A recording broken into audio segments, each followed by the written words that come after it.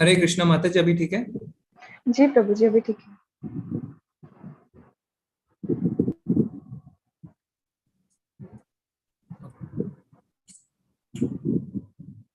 हरे कृष्णा, तो आपका भगवत गीता के इस 18 दिन के सत्र में स्वागत है। हरे कृष्णा माता जी, अभी ठीक है? जी। ओके, हरे कृष्णा। तो इसमें शायद माता जी वहां पे भी आवाज आ रही थी, मैंने वहां पे म्यूट कर दिया है। ओके, तो 18 दिन के सत्र में आपका स्वागत है। ये जो कोर्स है हम 18 दिन में कंप्लीट करेंगे। हर दिन हम एक एक अध्याय लेंगे। ये इस कोर्स का 28वां बैच है। ठीक है, तो लगातार 28 महीने से एक कोर्स चल रहा है और आप 28वें बैच में अब जुड़े हैं। इसमें हम प्रश्न उत्तर जो है क्लास के अंत में यानी 10 बजे लेंगे। 1 घंटे में क्लास को पूरी करेंगे। और आपसे निवेदन है कि जो आप प्रश्न पूछें वो सिर्फ अध्याय से रिलेटेड ही पूछें, है ना, क्योंकि बहुत सारे प्रश्न होते हैं और हो सकता है हम सबका जवाब नहीं दे पाए अगर हम इधर उधर के प्रश्न ज्यादा लेने लगेंगे। तो व्हाट्सएप में जिसमें आप हैं उसमें आप थोड़ी सी शिष्टता बनाए रखें। बहुत ही जरूरी है कि वहां पे आप डेकोरम रखें, क्योंकि अगर आप ऐसा नहीं करेंगे तो दूसरों को वहां पे डिस्टर्ब हो सकता है। और जब ऐसा होता है अगर हमें कोई रिपोर्ट करता है तो हो सकता है ना हमें कोई कार्रवाई भी करनी पड़े। पूरी कोशिश करेंगे कि हम जितना जानते हैं आपको जरूर बताएं। कोई भूल चूक हो तो हमें जरूर क्षमा करें। और आप सबका आशीर्वाद चाहते हैं। ठीक है, तो हम क्लास शुरू करते हैं। ओम नमो भगवते वासुदेवाय। ओम नमो भगवते वासुदेवाय। ओम नमो भगवते वासुदेवाय। ओम अज्ञानतिमिरन्धस्य ज्ञानाञ्जनशलाकया चक्षुरुन्मिलितं तस्मै श्री गुरुवे नमः। नमो विष्णुपदाय कृष्णपृष्ठाय भूतले श्रीमते भक्ति वेदांत स्वामिनिति नामिने। नमस्ते सरस्वती देवी गौरवाणी प्रचारिणे निर्विशेषणादि पाश्चात्य देशतारिणे। हे कृष्ण करुणा सिंधु दीन बंधु जगतपते गोपेश गोपिका कांत राधा कांत नमस्तुते। तप्त कांचन गौरांगी राधे वृंदावनेश्वरी वृषभानुसुते देवी प्रणमामि हरिप्रिय। जय हो श्री कृष्ण चैतन्य प्रभु नित्यानंद श्री अद्वैत गदाधर शिवसति गौर भक्तवृंद। हरे कृष्ण कृष्ण कृष्ण हरे हरे, हरे राम राम राम हरे हरे। हाँ, तो हम इस देखेंगे। इस अध्याय का क्या नाम है? कुरुक्षेत्र के युद्ध स्थल में सैन्य निरीक्षण। इस अध्याय का एक और नाम है अर्जुन विषाद योग, है ना। तो इस अध्याय के दो नाम है। तो इसको सैन्य निरीक्षण क्यों कहा गया है? क्योंकि हम यहाँ पे देखेंगे कि किस तरीके से सेना को जब अर्जुन देखता है, जब धृतराष्ट्र उसे देखता है, जब दुर्योधन देखता है और जब भगवान श्री कृष्ण देखते हैं, तो किस तरीके से सबके दृष्टिकोण अलग अलग होते हैं। और हम इन दृष्टिकोण के बारे में बात भी करेंगे। और फिर हम क्या देखेंगे कि जब अर्जुन सेना का निरीक्षण करना आरंभ करता है तो अंत में क्या होता है, धीरे धीरे वो विषाद में आ जाता है, यानी उदासी आ जाती है उसके अंदर, निराशा में आ जाता है। इसीलिए ये जो अध्याय है ये निरीक्षण से विषाद की ओर बढ़ेगा। इसलिए इस अध्याय के दो नाम है, कुरुक्षेत्र में युद्ध स्थल में सैन्य निरीक्षण और अर्जुन विषाद योग। तो हम जो है देखते हैं कि किस तरीके से, है ना, फॉरेन जो भक्त होते हैं ना, हम देखते हैं बाहर से लोग आते हैं, अंग्रेज आते हैं और उन्होंने हमारे कल्चर को अपनाया है। किस तरीके से वो अपने हाथों को उठा के ना गेरुआ वस्त्र पहन के हरे कृष्ण पे नाचते हैं ना, बहुत ही झूमते हैं, करताल बजाते हैं, मृदंग बजाते हैं, हारमोनियम बजाते हैं और हरे कृष्ण महामंत्र को संकीर्तन रूप में करते हुए उस पर नाचते हैं। तो हमें बहुत खुशी होती है कि अरे वाह, हमारे देश की जो संस्कृति है वो बाहर वालों ने भी अपनाई। पर हम एक क्षण के लिए भी ये नहीं सोचते कि ऐसा संभव कैसे हुआ, किसने उनको जाके इसकी शिक्षा दी। हम इसके बारे में तनिक भी विचार नहीं करते। तो आज हम आपको बताएंगे ऐसा संभव क्यों हुआ। ऐसा संभव हुआ भक्ति वेदांत स्वामी प्रभुपाद जी के कारण। तो यहाँ पे आप चित्र में देख सकते हैं, जिनका चित्र देख रहे हैं वो है भक्ति वेदांत स्वामी प्रभुपाद। ये कौन है? यह है founder Acharya international society for Krishna consciousness, जिसको हम इस्कॉन कहते हैं और हिंदी में हम क्या कहते हैं, अंतरराष्ट्रीय कृष्ण भावनामृत संगठन। तो इस्कॉन की स्थापना जो है प्रभुपाद जी ने करी थी अमेरिका में, है ना, क्योंकि वो वहां पे प्रचार के लिए गए थे। और फिर आज इस्कॉन जो है पूरे विश्व में फैला हुआ है। शायद ही कोई एक ऐसा देश है जिसमें इस्कॉन नहीं हो। तो प्रभुपाद जी ने पूरी दुनिया में भगवान श्री कृष्ण का प्रचार प्रसार किया और हम भारतीयों के साथ साथ पूरे विश्व को जो है उनके कीर्तन में नचाया। तो बहुत आवश्यक है कि हम भगवत गीता का पठन शुरू करें उससे पहले हम ये जाने कि हम किसकी किताब पढ़ रहे हैं और किसकी जो है हम तात्पर्य यानी किसकी टिप्पणियां हम पढ़ेंगे। जैसे कि मान लीजिए आपको कोई सोने की अंगूठी देता है तो आप जानने की कोशिश करते हैं कि कहाँ से खरीदी गई, कैसी है, इत्यादि। जब आपको उसके बारे में पता चलता है तो उसके प्रति और रुचि बढ़ती है ना। तो प्रभुपाद जी का जो जन्म है वो कलकत्ता में हुआ था। कब? 1896 में। इनका नाम था अभय चरण दे, AC दे। तो इनका जन्म हुआ था अभय चरण दे के नाम से। फिर क्या हुआ, ये 70 साल की उम्र में यानी 1965 में अमेरिका गए। अमेरिका क्यों गए? क्योंकि उनको वहां पे भगवान श्री कृष्ण चैतन्य महाप्रभु के शिक्षा का प्रचार प्रसार करना था। फिर जब वो अमेरिका गए तो अगले 12 सालों में उन्होंने ऐसा कर दिखाया जो कि बहुत ही आश्चर्यजनक था सबके लिए। क्या किया उन्होंने? उन्होंने ऐसा किया जो उन्होंने पहले 70 साल में शायद नहीं किया। क्या किया? अगले 12 सालों में उन्होंने 60 किताबें लिखी। उसके पहले कितनी लिखी थी? सिर्फ 3। अगले 12 सालों में उन्होंने 4000 से ज्यादा शिष्य बनाए। उससे पहले कितने बनाए थे? सिर्फ 1। 108 मंदिरों का पूरे विश्व में स्थापना करी। 12 साल में 108 मंदिर की उन्होंने स्थापना करी, है ना। प्राय प्राय 9 मंदिर एक साल में, यानी हर 1.5 महीने में एक मंदिर की स्थापना, है ना। अमेरिका में हर जगह, यूरोप में हर जगह, रशिया में, ऑस्ट्रेलिया में, आप जहां देखेंगे वहां इस्कॉन के मंदिर उन्होंने स्थापना करी। उसके पहले कितनी करी थी 70 सालों में? एक भी नहीं। उसके पहले वो एक बार भी बाहर नहीं गए थे। और उसके बाद अगले 12 सालों में न जाने कितने बार उन्होंने पूरे विश्व का चक्कर लगाया। ठीक है। तो ऐसा नहीं है कि प्रभुपाद जी अचानक से ना 12 साल में उन्होंने कोई मैजिक या जादू कर दिया। बचपन से ही हम देख सकते हैं, सबसे पहले चित्र में उनकी रुचि भगवान की ओर थी। तो जब वो 5 साल के थे तो वो रथ यात्रा निकालते थे, है ना। तो रथ यात्रा उन्होंने 80 साल की उम्र में भी निकाली। पर दोनों में क्या फर्क था? 5 साल की उम्र में उन्होंने कलकत्ते में निकाली, 80 साल की उम्र में उन्होंने अमेरिका की सड़कों पे निकाली। तो प्रभुपाद जी ही थे जिन्होंने अमेरिका की सड़कों पे रथ यात्रा निकाली, भगवान श्री जगन्नाथ की, है ना। तो यहाँ पे आप देख सकते हैं चित्र में किस तरीके से 5 साल की उम्र में उन्होंने अपने पिताजी से कहा कि मुझे खुद के, है ना, अर्च विग्रह चाहिए, मुझे खुद के भगवान चाहिए, मैं उनकी पूजा खुद करना चाहता हूँ।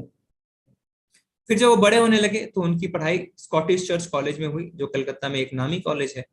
और सुभाष चंद्र बोस उनके सीनियर थे, 1 साल उनके सीनियर थे। तो उनको बहुत ही ज्यादा उनसे प्रेरणा मिलती थी। और हमें पता है सुभाष चंद्र बोस आगे चल के इंडियन नेशनल आर्मी के लीडर भी बने। और उस टाइम गांधी जी का कथन था, है ना। गांधी जी ने क्या कहा था कि जितने भी कॉलेज हैं जो कि फॉरेन फंड से चलते हैं, है ना, विदेशी सहायता से चलते हैं, उन्हें हमें डिग्री नहीं लेना है, उनसे हमें उन डिग्रियों को हमें बहिष्कार करना है। तो प्रभुपाद जी ने भी ऐसा किया। अपने कॉलेज की 4थे साल की पढ़ाई पूरी करने के बाद उन्होंने अपनी डिग्री का बहिष्कार कर दिया। तो ऐसा क्यों किया था गांधी जी ने? क्योंकि वो कहते थे कि जितने ये फॉरेन कॉलेजेस हैं वो हमारे अंदर नौकरशाही जो है उत्पन्न करते हैं, हमारी मानसिकता जो है वो नौकरों वाली बना देते हैं। तो बाद में क्या होता है, बाद में 1922 में जब उनके एक दोस्त उनको कहते हैं कि चलो, एक जो है गुरु महाराज आए हुए हैं, भक्ति सिद्धांत सरस्वती ठाकुर, उनसे तुम्हें मिलवाता हूँ। तो बीच वाला चित्र आप देख सकते हैं। तो प्रभुपाद जी क्या कहते हैं, जो उस समय अभय चरण दे रहते हैं, कि नहीं, मेरे घर में बहुत सारे, है ना, गुरु आते हैं, बहुत सारे साधु आते हैं, पर मुझे इन साधुओं पे बिल्कुल भी यकीन नहीं है। क्यों?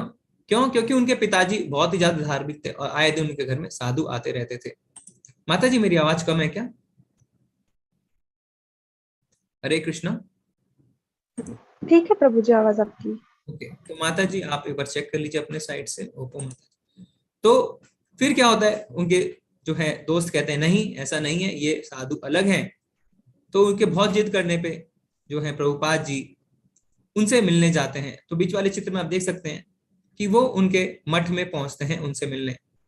तो जैसे ही प्रभुपाद जी और उनके मित्र मठ में आते हैं और भक्ति सिद्धांत सरस्वती ठाकुर जो कि बीच में बैठे हुए हैं वो उन्हें देखते हैं, तो तुरंत एक चीज कहते हैं कि आप पढ़े लिखे नौजवान हैं, आप क्यों नहीं पाश्चात्य देशों में यानी वेस्टर्न कंट्रीज में जाके भगवान श्री कृष्ण यानी भगवान श्री चैतन्य महाप्रभु की शिक्षाओं का प्रचार प्रसार करते हैं।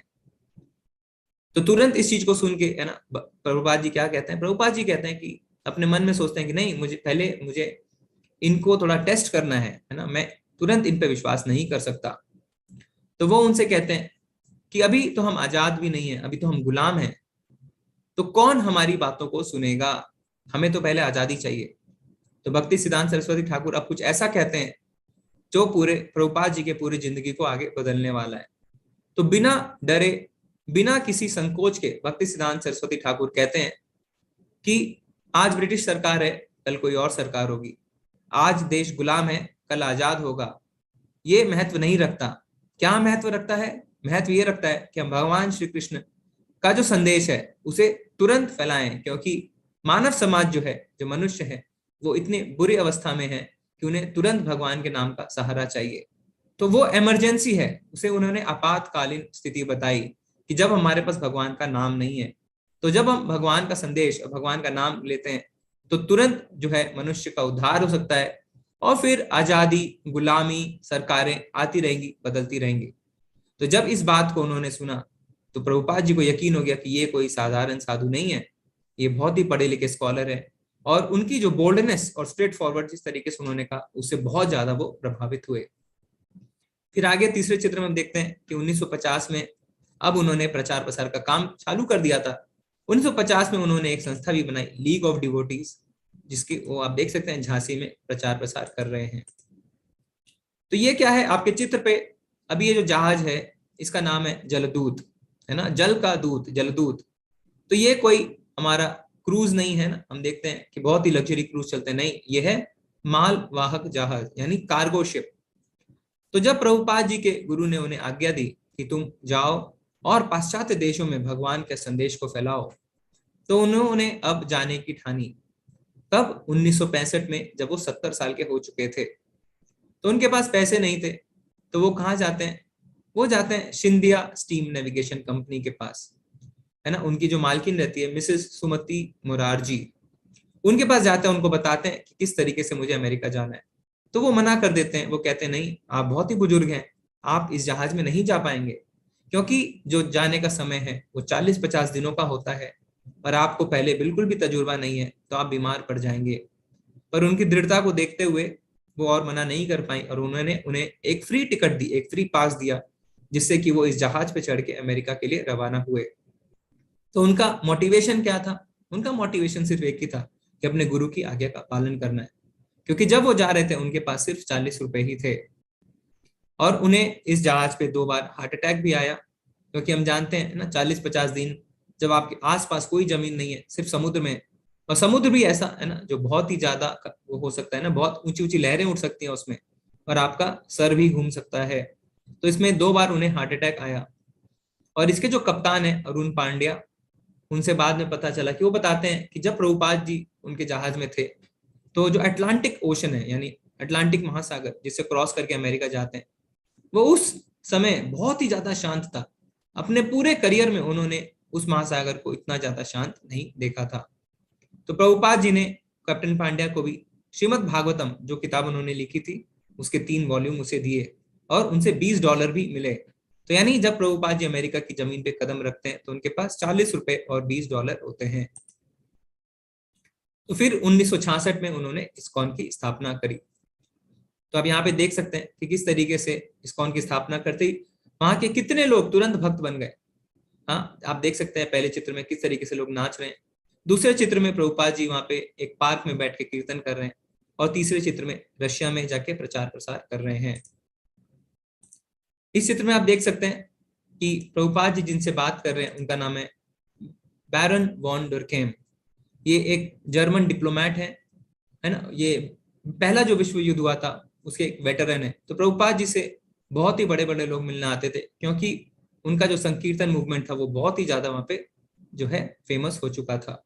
और उन्होंने कई मैगजीन इत्यादि भी लिखी, कई किताबें भी उन्होंने लिखी। तो अब हम एक वीडियो देखेंगे, इसमें आप देख सकते हैं कि किस तरीके से जो दूसरे लोग हैं वो प्रभुपाद जी के बारे में बताते हैं कि उन्होंने किस तरीके से इस पूरी मुहिम में अपनी दृढ़ता के कारण जो है सक्सेस हासिल की। ठीक है, क्योंकि ये वीडियो पुराना है, हो सकता है थोड़ा बीच में अटके, पर आप इसे अंत तक देखिए तो आपको अच्छा लगेगा। In Delhi, Bhaktivedanta Swami personally distributes copies of Back to Godhead and, with small donations, struggles to maintain the publication. He regularly sees Surendra Kumar Jain, a printer. It was somewhere in the month of February 1956 that I first met Prabhupada. He came to my press for getting the magazine printed, Back to Godhead. I found that it was not very easy for him to collect money. He would come to the press practically every day, and after the printing was done, he would do everything himself, but he was a dedicated person, a very committed person. And at the times when he was not in a position to pay the bills, I would ask him, why are you running this? Why don't you stop it? He would say, no, it is my mission. And one day Surendra Kumar, you will see that I will succeed in my mission. He moves to 100 West 72nd Street. 3 months later, his typewriter and tape recorder for translating are stolen. Bhaktivedanta Swami later said, I came to America risking my life. I was physically unfit and at the fag end of my days. Sometimes I did not know where to live, nor was I used to the severe cold. Seemingly, I was alone for 1 year, but I never felt alone. I always felt the presence of my spiritual master, so I did not lose my enthusiasm, despite all difficulties. Bhaktivedanta Swami arrived in America during a decade of discontent. There's widespread dissatisfaction with America's war in Vietnam and with what some consider her racist, exploitative dealings at home and abroad. Disillusioned by the establishment, the youth create a counterculture of their own. Around the time Bhaktivedanta Swami came, waves of Americans are breaking away from the status quo, searching for an alternative. For a short time, Bhaktivedanta Swami lives in the Bowery in a loft given by a friend.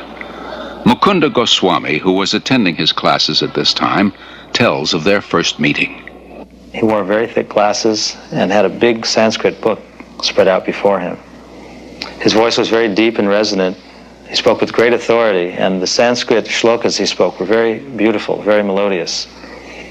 He was obviously a very distinguished scholar, and I became very curious, almost astonished as to how someone of his stature, he looked very much like an aristocrat, could be living and residing in the Bowery, the Skid Row of New York.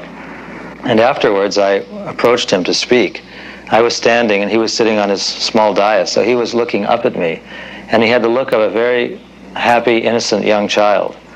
And I could see that he actually had all the time in the world for me. He wasn't short of time. I asked questions, he would answer. Then after some time, he moved to a somewhat better neighborhood on 2nd Avenue. We helped him rent a small storefront there, and he had an apartment in the back. And within a few weeks' time, this little storefront on 2nd Avenue, on the Lower East Side of New York, which was then populated by thousands of young hippies, had been transformed into a beautiful Krishna temple.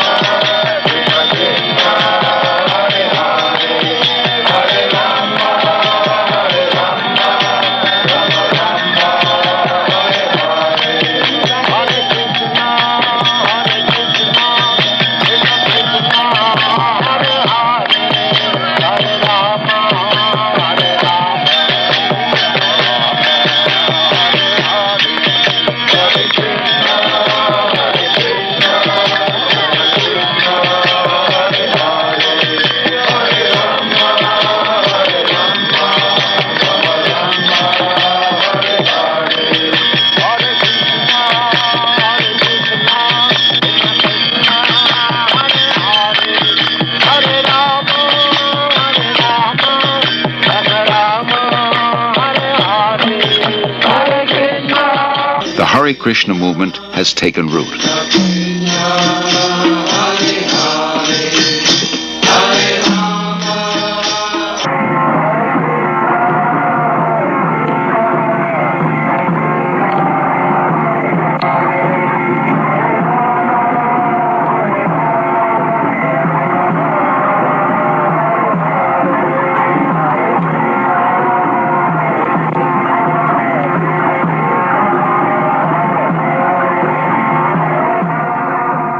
As in New York, Bhaktivedanta Swami gathers sincere followers. The Hare Krishna movement begins to grow. Bhaktivedanta Swami becomes respectfully known as Prabhupada, meaning one at whose feet the masters sit.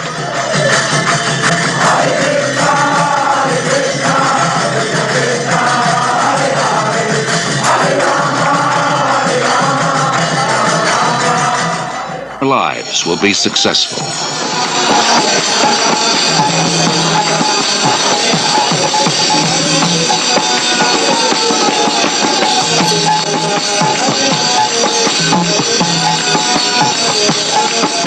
In Melbourne, Australia, Srila Prabhupada worships Lord Chaitanya, a divine incarnation of Krishna. By Chaitanya Mahaprabhu's mercy, we have installed the deity here in your country. We are very fortunate that Chaitanya Mahaprabhu has come to your country to teach you how you become free of all anxieties. This is Chaitanya Mahaprabhu's mission. Everyone is full of anxiety, but everyone can be free from all the anxieties if he follows the path chalked out by Sri Chaitanya Mahaprabhu. As people are fallen in this age, the method also has been offered very simply. They have been recommended simply to chant the holy name of God. That's all. For 5 years after first arriving in America, Srila Prabhupada presents Krishna consciousness primarily to Westerners, from housewives to hippies to heads of state. Then, in November 1971, after a world tour, he returns to Delhi with some of his followers. The mayor receives him with the fanfare that greets a homecoming patriot. Prabhupada quotes Lord Chaitanya. It is the duty of those born in India to benefit others by spreading Krishna consciousness. This is India's greatest glory, her unique gift to the world. 30,000 Indians gather nightly at the Delhi fairgrounds to see the Western devotees and hear Prabhupada speak.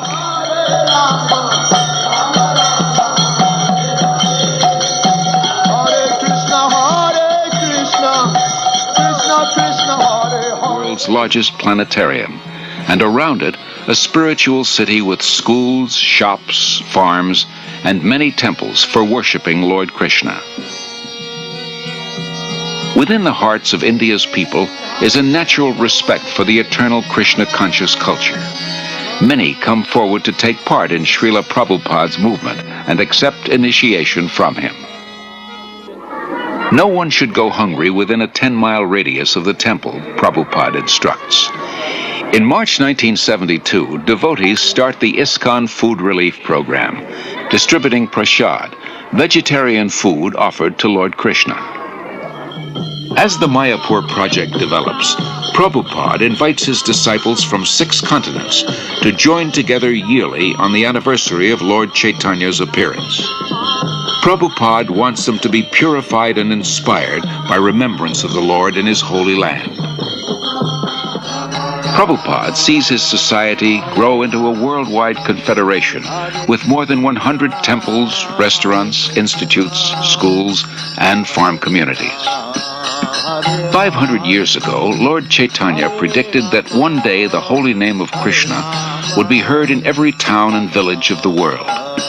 By the mid-70s, Hare Krishna becomes a household word. हरे कृष्णा। तो आपने देखा प्रभुपाद जी क्या कहते हैं कि अगर हम भगवान का नाम लेंगे तो हम सारी चिंताओं से मुक्त हो जाएंगे, फ्री फ्रॉम ऑल एंजाइटीज। तो आप देख सकते हैं यहाँ पे जल्दी से कि किस तरीके से प्रभुपाद जी ने Hare Krishna, Krishna Krishna, Hare Hare, Hare Rama, Rama Rama, Hare Hare. Hare Krishna, Krishna Krishna, Hare Hare, Hare Rama, Rama Rama, Hare Hare.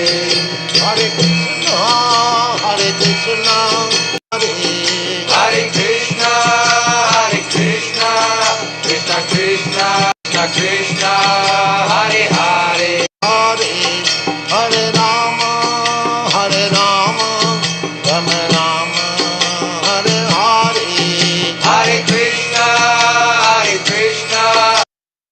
हरे कृष्णा। तो आपने देखा कि किस तरीके से प्रभुपाद जी ने 12 बार जो है पूरे विश्व का चक्कर लगाया। ठीक है, क्यों किया उन्होंने ऐसा? उन्होंने ऐसा इसलिए किया जिससे कि वो भगवान के नाम का प्रचार प्रसार कर सके, और इसका असर भी उन्हें मिला, इसका फल मिला। और हम देख सकते हैं कि आज हम किस तरीके से सारे देश के लोग जो हैं वो भगवान का नाम जप कर रहे हैं।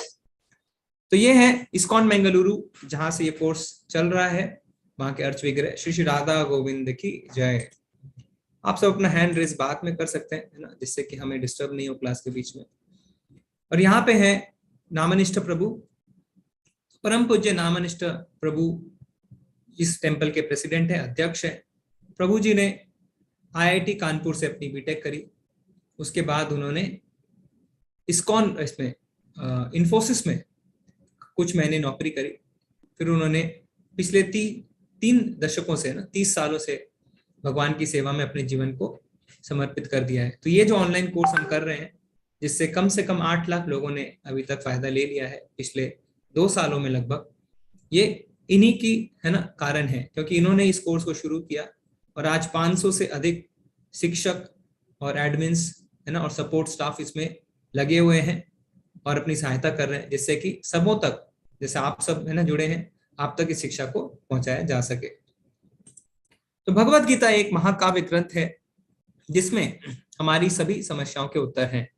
यह महात्मा गांधी द्वारा एक आध्यात्मिक शब्दकोश माना जाता था और यह पूरे विश्व के कई लोगों के लिए प्रेरणा की पुस्तक भी है। तो महात्मा गांधी क्या कहते हैं? जो लोग गीता का ध्यान करते हैं वे हर दिन ताजा आनंद और नए अर्थ को प्राप्त करते हैं। और ऐसा ही नहीं कि खाली भारतीय लोग, एल्बर्ट आइंस्टाइन है ना, जो बहुत ही बड़े साइंटिस्ट, क्या कहते हैं? जब मैं भगवत गीता पढ़ता हूं और महसूस करता हूं कि भगवान ने इस ब्रह्मांड को कैसे बनाया, तो बहुत ही शानदार महसूस करता हूं। तुम कहते हैं ना कि लिटिल साइंस, थोड़ा विज्ञान हमें भगवान से दूर लेके जाता है, पर बहुत सारा science, too much of science brings us near to God. और जब हम बहुत ज्यादा साइंस पढ़ते हैं, विज्ञान पढ़ते हैं, तो हम भगवान के करीब आते हैं। तो हमें क्यों ये जो भगवत गीता का कोर्स इस्कॉन की तरफ से, इसमें क्या इसमें विशेषता है? इसकी विशेषता ये है कि ये गुरु शिष्य परंपरा से मिल रहा है। यानी जैसे अगर आपको अपने फोन से कोई डेटा ट्रांसफर करना है, तो अगर तार बीच में से टूटा रहेगा तो क्या आप उस डेटा को ट्रांसफर कर पाएंगे? नहीं कर पाएंगे। तो ये जो डेटा है, ये जो भगवत गीता का ज्ञान है, अगर ये परंपरा से नहीं आ रहा तो क्या होगा? तो आपको जो ज्ञान मिलेगा वो शुद्ध ज्ञान नहीं मिलेगा, वो प्रमाणिक ज्ञान नहीं होगा। तो ये जो परंपरा है, ये भगवान श्री कृष्ण से शुरू होती है और आते आते आचार्यों तक फिर आपको ये ज्ञान मिलता है। ठीक है, तो ये ज्ञान जो है ये शुद्ध ज्ञान है और परंपरा से आया हुआ ज्ञान है। गीता एक विशाल ग्रंथ है। गीता के एक व्यवस्थित अध्ययन में लगभग 1 वर्ष लगेगा। इसमें 700 श्लोक है ना, तो हम ऐसा नहीं है कि 18 दिन में 700 श्लोक कर पाए। 18 दिनों में हम ऐसा नहीं कर सकते, इसलिए हम कृष्ण और अर्जुन के बीच विचारों के प्रवाह पर ध्यान केंद्रित करेंगे। तो उद्देश्य क्या है कि हम आपको गीता के गहन अध्ययन के लिए तैयार कर सके। तो हम इसमें देखेंगे कि किस तरीके से हर एक दिन 1 घंटा हम एक अध्याय करेंगे, और जो उसमें मेन श्लोक है, मेन आइडियाज हैं, जो है ना भगवान जो मेन पॉइंट्स बताना चाहते हैं, उनको हम कवर करेंगे। तो ये बहुत ही इंपॉर्टेंट है यहाँ पे हमें समझना, अर्जुन की माया को कृष्ण की व्यवस्था समझना चाहिए। तो क्या है, हम देखते हैं कि अर्जुन यहाँ पे प्रश्न करते हैं, भगवान उसका उत्तर देते हैं। साक्षात भगवान जिस मनुष्य के आगे खड़े हैं वो कोई सामान्य मनुष्य नहीं हो सकता है। अर्जुन कोई सामान्य मनुष्य नहीं था, पर तो फिर ऐसा क्यों होता है कि अर्जुन मोह में पड़ जाता है? क्योंकि ये एक भगवान की व्यवस्था है। यदि अर्जुन भ्रमित नहीं होता तो कृष्ण को भगवत गीता बोलने के लिए कोई आवश्यकता नहीं होती। अर्जुन भगवत गीता के स्पष्ट पहले श्रोता हैं, फिर भी भगवत गीता सभी के हित के लिए है। तो भगवत गीता है ना, गीता यानी सॉन्ग ऑफ गॉड, यानी भगवान का गीत, क्योंकि भगवान जो भी करते हैं वो दिव्य ही होता है। जैसे हम बॉलीवुड का कोई सॉन्ग सुनते हैं तो क्या होता है, हम सुनते हैं, फिर 2 दिनों में अच्छा लगता है, फिर हम भूल जाते हैं। पर ये जो भगवान का गीत है, ये जो भगवत गीता है, ये हजारों साल से चली आ रही है। तो कई लोग कहते हैं कि इतना ही है आवश्यक है भगवत गीता, तो फिर इसे क्यों हम द्वापर युग के अंत में भगवान ने कहा, उससे पहले क्यों नहीं कहा? तो 5000 साल पहले ही क्यों कहा? पर ये गलत है। हम देखेंगे जब हम आगे के अध्याय में आएंगे, 4थे अध्याय में, कि किस तरीके से हम थोड़ी गणना भी करेंगे, हम थोड़ी मैथमेटिक्स करेंगे, और आपको हम दिखाएंगे कि शास्त्रों के हिसाब से ये भगवत गीता का जो ज्ञान है करोड़ों साल पुराना है। ठीक है, अब मेरा आप सबसे एक प्रश्न है, आप अपने हैंड रेस करके उसका जवाब दे सकते हैं, है ना। ऐसा नहीं है कि आपको सही पता हो, हम एक डिस्कशन कर रहे हैं। तो भगवत गीता को भगवान ने युद्ध स्थल में ही क्यों कहा? भगवान ऐसे भी कह सकते थे ना, अपने महल में भी कह सकते थे, सबको बुला के भी कह सकते थे, पर भगवान ने इसे युद्ध भूमि में ही क्यों कहा? ठीक है, हम जल्दी से आंसर ले लेते हैं। हरे कृष्णा, आप चैट में भी लिख सकते हैं। हरे कृष्णा गुरुजी। प्रभु जी, हरे कृष्णा। ये भगवान ने युद्ध क्षेत्र में इसलिए कहा कि सामान्य व्यक्ति जब कहीं लड़ाई झगड़ा होता है तो उधर उसका ध्यान ज्यादा जाता है। जैसे इस समय रूस यूक्रेन का युद्ध हो रहा है तो सबकी निगाहें वहां पड़ी हुई हैं कि क्या हो रहा है क्या नहीं हो रहा है। जी तो वास्तव में इन्होंने अर्जुन को इसलिए बताया कि अर्जुन को माध्यम बनाया, और अर्जुन के माध्यम से मानव जात की भलाई के लिए उन्होंने इसको कहा। जी उनकी वाणी को सबने सुना, देवी देवता तक सुन रहे थे अपने स्वर्ग से जी कान जी लगा। जी प्रभु जी, बहुत बहुत धन्यवाद। प्रभु जी ने बहुत ही विस्तार में और बहुत ही अच्छी तरीके से जवाब दे दिया। तो हम आगे अभी हैंड और नहीं लेंगे, समय भी हमारे पास थोड़ा कम है। तो चैट में जैन प्रभु जी भी कह रहे हैं कि practicality is far better than sitting in a room. ठीक है, तो बहुत ही सुंदर उत्तर दिया प्रभु जी ने। इसमें एक माता जी पूछ रहे हैं, रोशनी माता जी, की कोई कोर्स का फीस है और कितने दिनों तक ये कोर्स चलेगा? तो माता जी, कोर्स बिल्कुल निःशुल्क है और 18 दिनों तक ये कोर्स चलेगा, हर दिन 1 घंटा। ठीक है, तो प्रभु जी ने बहुत ही सुंदर जवाब दिया। क्या होता है जब कोई लड़ाई झगड़े होते हैं ना, तो हम ऑफिस के लिए बहुत लेट हो रहे हैं, पर हम क्या है, हम ऊंचा उछक के देखते हैं, अरे क्या हो रहा है। तो हमारी प्रवृत्ति ही ऐसी है कि हम लड़ाई झगड़े की ओर बहुत ज्यादा आकर्षित होते हैं, और इसीलिए भगवान क्या कहते हैं, हम ऐसी परिस्थिति बनाते हैं कि सब उसकी ओर आकर्षित हो। क्योंकि जब महाभारत हो रही थी तो क्या सारे लोगों का ध्यान उसी तरफ था। और हमें इससे और एक शिक्षा मिलती है कि भगवत गीता का ज्ञान हम एक्सट्रीम कंडीशन, हमारी परिस्थिति कितनी ही चरम क्यों ना हो, है ना, कोई भी चरम स्थिति क्यों ना उत्पन्न हो जाए, हम उसमें भी उसे लागू कर सकते हैं। ठीक है, तो अर्जुन जो मोहित हुए, हमें यह समझना है कि वो बहुत ही शुद्ध भक्त हैं। अर्जुन का दूसरा नाम है गुड़ाकेश। गुड़ाकेश का अर्थ होता है जिसने अज्ञानता पे विजय हासिल कर ली है। पर भगवान का दूसरा नाम क्या है? ऋषिकेश। ऋषिकेश यानी जो इंद्रियों को संयमित कर सकते हैं। तो भगवान ने गुड़ाकेश यानी अर्जुन की इंद्रियों को संयमित कर लिया था, इसीलिए उसको कंट्रोल किया, इसीलिए अर्जुन मोह में पड़ गया। जैसे कि कोई पत्रकार होता है ना, कोई रिपोर्टर, अगर वो किसी हस्ती से कोई सवाल पूछता है तो वो क्या खुद के लिए पूछता है? नहीं, वो हम सब के लिए पूछता है। तो अर्जुन भी यहाँ पे जो भगवान से प्रश्न पूछेंगे पूरे 18 अध्याय में, वो हम सबके लिए पूछेंगे। और ये क्या जिज्ञासा है? ये ऐसी जिज्ञासा नहीं है कि भगवान आपने डिनर में क्या खाया बताइए, मैं भी वो खाऊंगा। नहीं, वो क्या जिज्ञासा करते हैं? अथतो ब्रह्म जिज्ञासा, यानी ब्रह्म एब्सोल्यूट इंक्वायरी, है ना। ऐसे प्रश्न करते हैं जिससे हमारे जीवन का उद्धार हो सके। ऐसा नहीं कि आप कौन सी गाड़ी में जाते हैं ना, आपके रथ में कितने पहिए हैं, कौन से ब्रांड का रथ है आपका। नहीं, हमारे जो बातें होती है वो यही सब होती है ना, कौन से ब्रांड के हमारे कपड़े हैं, कौन से ब्रांड की हमारी गाड़ी है, कौन से रेस्टोरेंट में आपने खाना खाया, वो क्रिकेट मैच आपने देखा। अर्जुन ऐसी जिज्ञासा नहीं करता। अर्जुन कौन सा जिज्ञासा करता है? अथतो ब्रह्म जिज्ञासा, देयरफॉर एब्सोल्यूट इंक्वायरी। ठीक है, और महाभारत में एक बहुत ही सुंदर श्लोक आता है क्या, जिसमें कहा जाता है कि आहार निद्रा भय मैथुन, ये जो 4 चीजें हैं हमारा जीवन उसी में अटका हुआ है। आहार यानी खाना, निद्रा यानी सोना, भय यानी अपने आप की रक्षा करना, और मैथुन यानी जो है यौन संबंध यानी बच्चे पैदा करना। तो इसमें क्या हम देखते हैं, ये जो 4 चीजें हैं, आहार निद्रा भय मैथुन, ये तो जानवर भी करते हैं, और शायद जानवर हमसे अच्छा करते हैं ना। जितना हाथी खा सकता है हम नहीं खा सकते, जितना एक भालू सो सकता है हम नहीं सो सकते, जितने अच्छे से जानवर अपनी रक्षा करते हैं हम नहीं कर सकते, और बंदर है ना जितने बच्चे पैदा कर सकता है क्या हम कर सकते हैं? नहीं। तो अगर हम अपने जीवन को आहार निद्रा भय मैथुन में बिता रहे हैं तो हम जानवर से बढ़ के नहीं है। तो हमें क्या करना है? हमें जिज्ञासा करनी है। तो हम देखेंगे किस तरीके से अर्जुन जिज्ञासा करता है और भगवान उसके प्रश्नों का उत्तर देते हैं, जो हम सबके लिए बहुत ही ज्यादा फायदेमंद होने वाला है। तो भगवत गीता एक मैनुअल की तरह है ना, जब हम घर में एसी लाते हैं, फ्रिज लाते हैं, तो उसके साथ एक मैनुअल आता है कि ये कैसे कार्य करेगा। तो इसी तरीके से हमारे जीवन का मैनुअल भगवत गीता है। तो 18 जो है बहुत ही शुभ अंक की तरह है। क्यों? क्योंकि महाभारत में 18 पर्व हैं, भगवत गीता में 18 अध्याय हैं, 18 पुराण हैं। ये युद्ध 18 दिनों तक चला, और जो अक्षनी सेना थी वो भी 18 ही थी।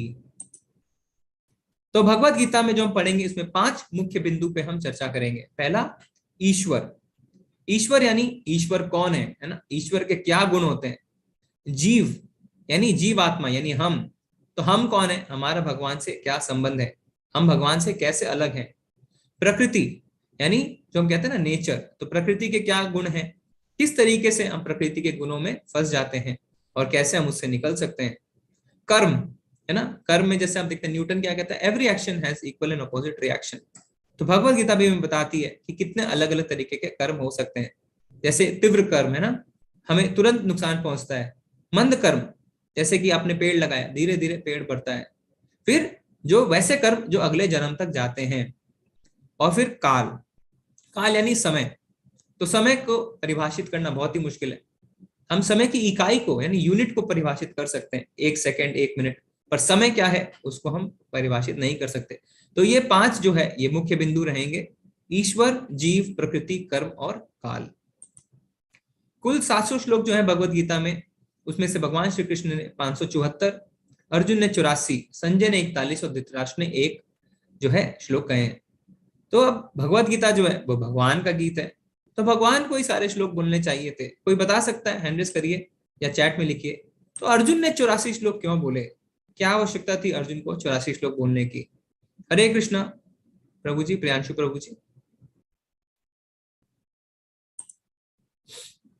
हरे कृष्णा प्रभु जी। जी प्रभु जी। क्योंकि अर्जुन की जो जिज्ञासा थी वो श्लोक के माध्यम से उन्होंने पूछा था। जी, तो क्या आवश्यकता थी प्रभु जी? भगवान तो अपने आप बता सकते थे ना। उनके मन में क्या जो जिज्ञासा थी वो तो वही बता सकते, और उनका क्वेश्चन ऐसा हो जो संसार के लिए अच्छा होगा, इसलिए उन्होंने ऐसा पूछा था। जी जी जी जी जी, धन्यवाद प्रभु जी, धन्यवाद। सुधीर प्रभु जी, हरे कृष्णा। जी प्रभु जी। जी प्रभु जी। मेरे ख्याल से अर्जुन को तो माध्यम वैसे बनाया था, हालांकि वो बहुत ज्ञानी थे। ये भगवान की स्क्रिप्ट लिखी हुई थी जी हम लोग की भलाई के लिए। तो अर्जुन इसलिए पूछ रहे थे कि और सरल भाषा में हम लोग जान सकें कि क्या हमारे लिए उचित है, कैसे अपनी समस्याओं का हम निदान करें। वो सब उनको डिटेल में भगवान ने बताया। जी प्रभु। जैसे हम लोग कोई कक्षा में बैठे हैं, प्रश्न जिज्ञासा नहीं करेंगे तो हम उसका कैसे समाधान क्लियर जानेंगे। जी तो जी, जिज्ञासा प्रकट करते थे, भगवान उसका उत्तर देते थे। धन्यवाद प्रभु जी, धन्यवाद प्रभु जी, हरे कृष्ण। प्रभु जी ने बहुत ही सुंदर तरीके से समझाया और चैट में भी आप सबने लिखा है। तो क्या है, ज्ञान तब प्रकाशित होता है जब हम प्रश्न पूछते हैं ना, कोई बैठे बैठे हमें ज्ञान नहीं देता है। तो अर्जुन का हमें बहुत ही धन्यवाद करना चाहिए, क्योंकि उन्होंने ऐसे प्रश्न पूछे, ऐसे ब्रह्म जिज्ञासा करी, जिससे कि भगवान का सबसे उत्तम ज्ञान प्रकाशित हुआ। गुह्य ज्ञान आप देखेंगे भगवान खुद कहते हैं कि जो मैं ज्ञान भगवत गीता में दे रहा हूँ वो गुह्य है ना, बहुत ही ज्यादा कॉन्फिडेंशियल नॉलेज है। तो आइए हम इस रहस्यवाद की शुरुआत करते हैं। आप सबका स्वागत है। तो है ना, भगवत गीता के लिए श्री आदि शंकराचार्य ने बहुत ही अच्छी महिमा लिखी है। तो क्या कहते हैं आदि शंकराचार्य जी? गीता शास्त्रमिदं पुण्यम या पठेत् प्रयतः पुमान् विष्णोः पादम वाप्नोति भय शोकादिवर्जिता। भगवत गीता दिव्य साहित्य है, जो इसे ध्यान पूर्वक पढ़ता है और इसके उपदेशों का पालन करता है वह भगवान विष्णु का आश्रय प्राप्त करता है, जो कि समस्त भय और चिंताओं से मुक्त है। यानी अगर भगवत गीता का पाठन होता है तो समस्त भय और चिंताओं से मुक्ति हो जाती है। ठीक है, हम आगे और देखेंगे। हाँ, एकम शास्त्रम देवकी पुत्र गीतम, एको देवो देवकी पुत्र एवा, एको मंत्रस्तस्य नामानि यानि, कर्माप्येकम तस्य देवस्य सेवा। आज के युग में लोग एक शास्त्र, एक ईश्वर, एक धर्म तथा एक वृत्ति के लिए अत्यंत उत्सुक हैं। अतएव सारे विश्व के लिए केवल एक शास्त्र भगवत गीता हो, सारे विश्व के लिए एक ईश्वर हो देवी के पुत्र श्री कृष्ण, एक मंत्र, एक प्रार्थना हो उनके नाम का कीर्तन, हरे कृष्ण कृष्ण कृष्ण हरे हरे, हरे राम राम राम हरे हरे।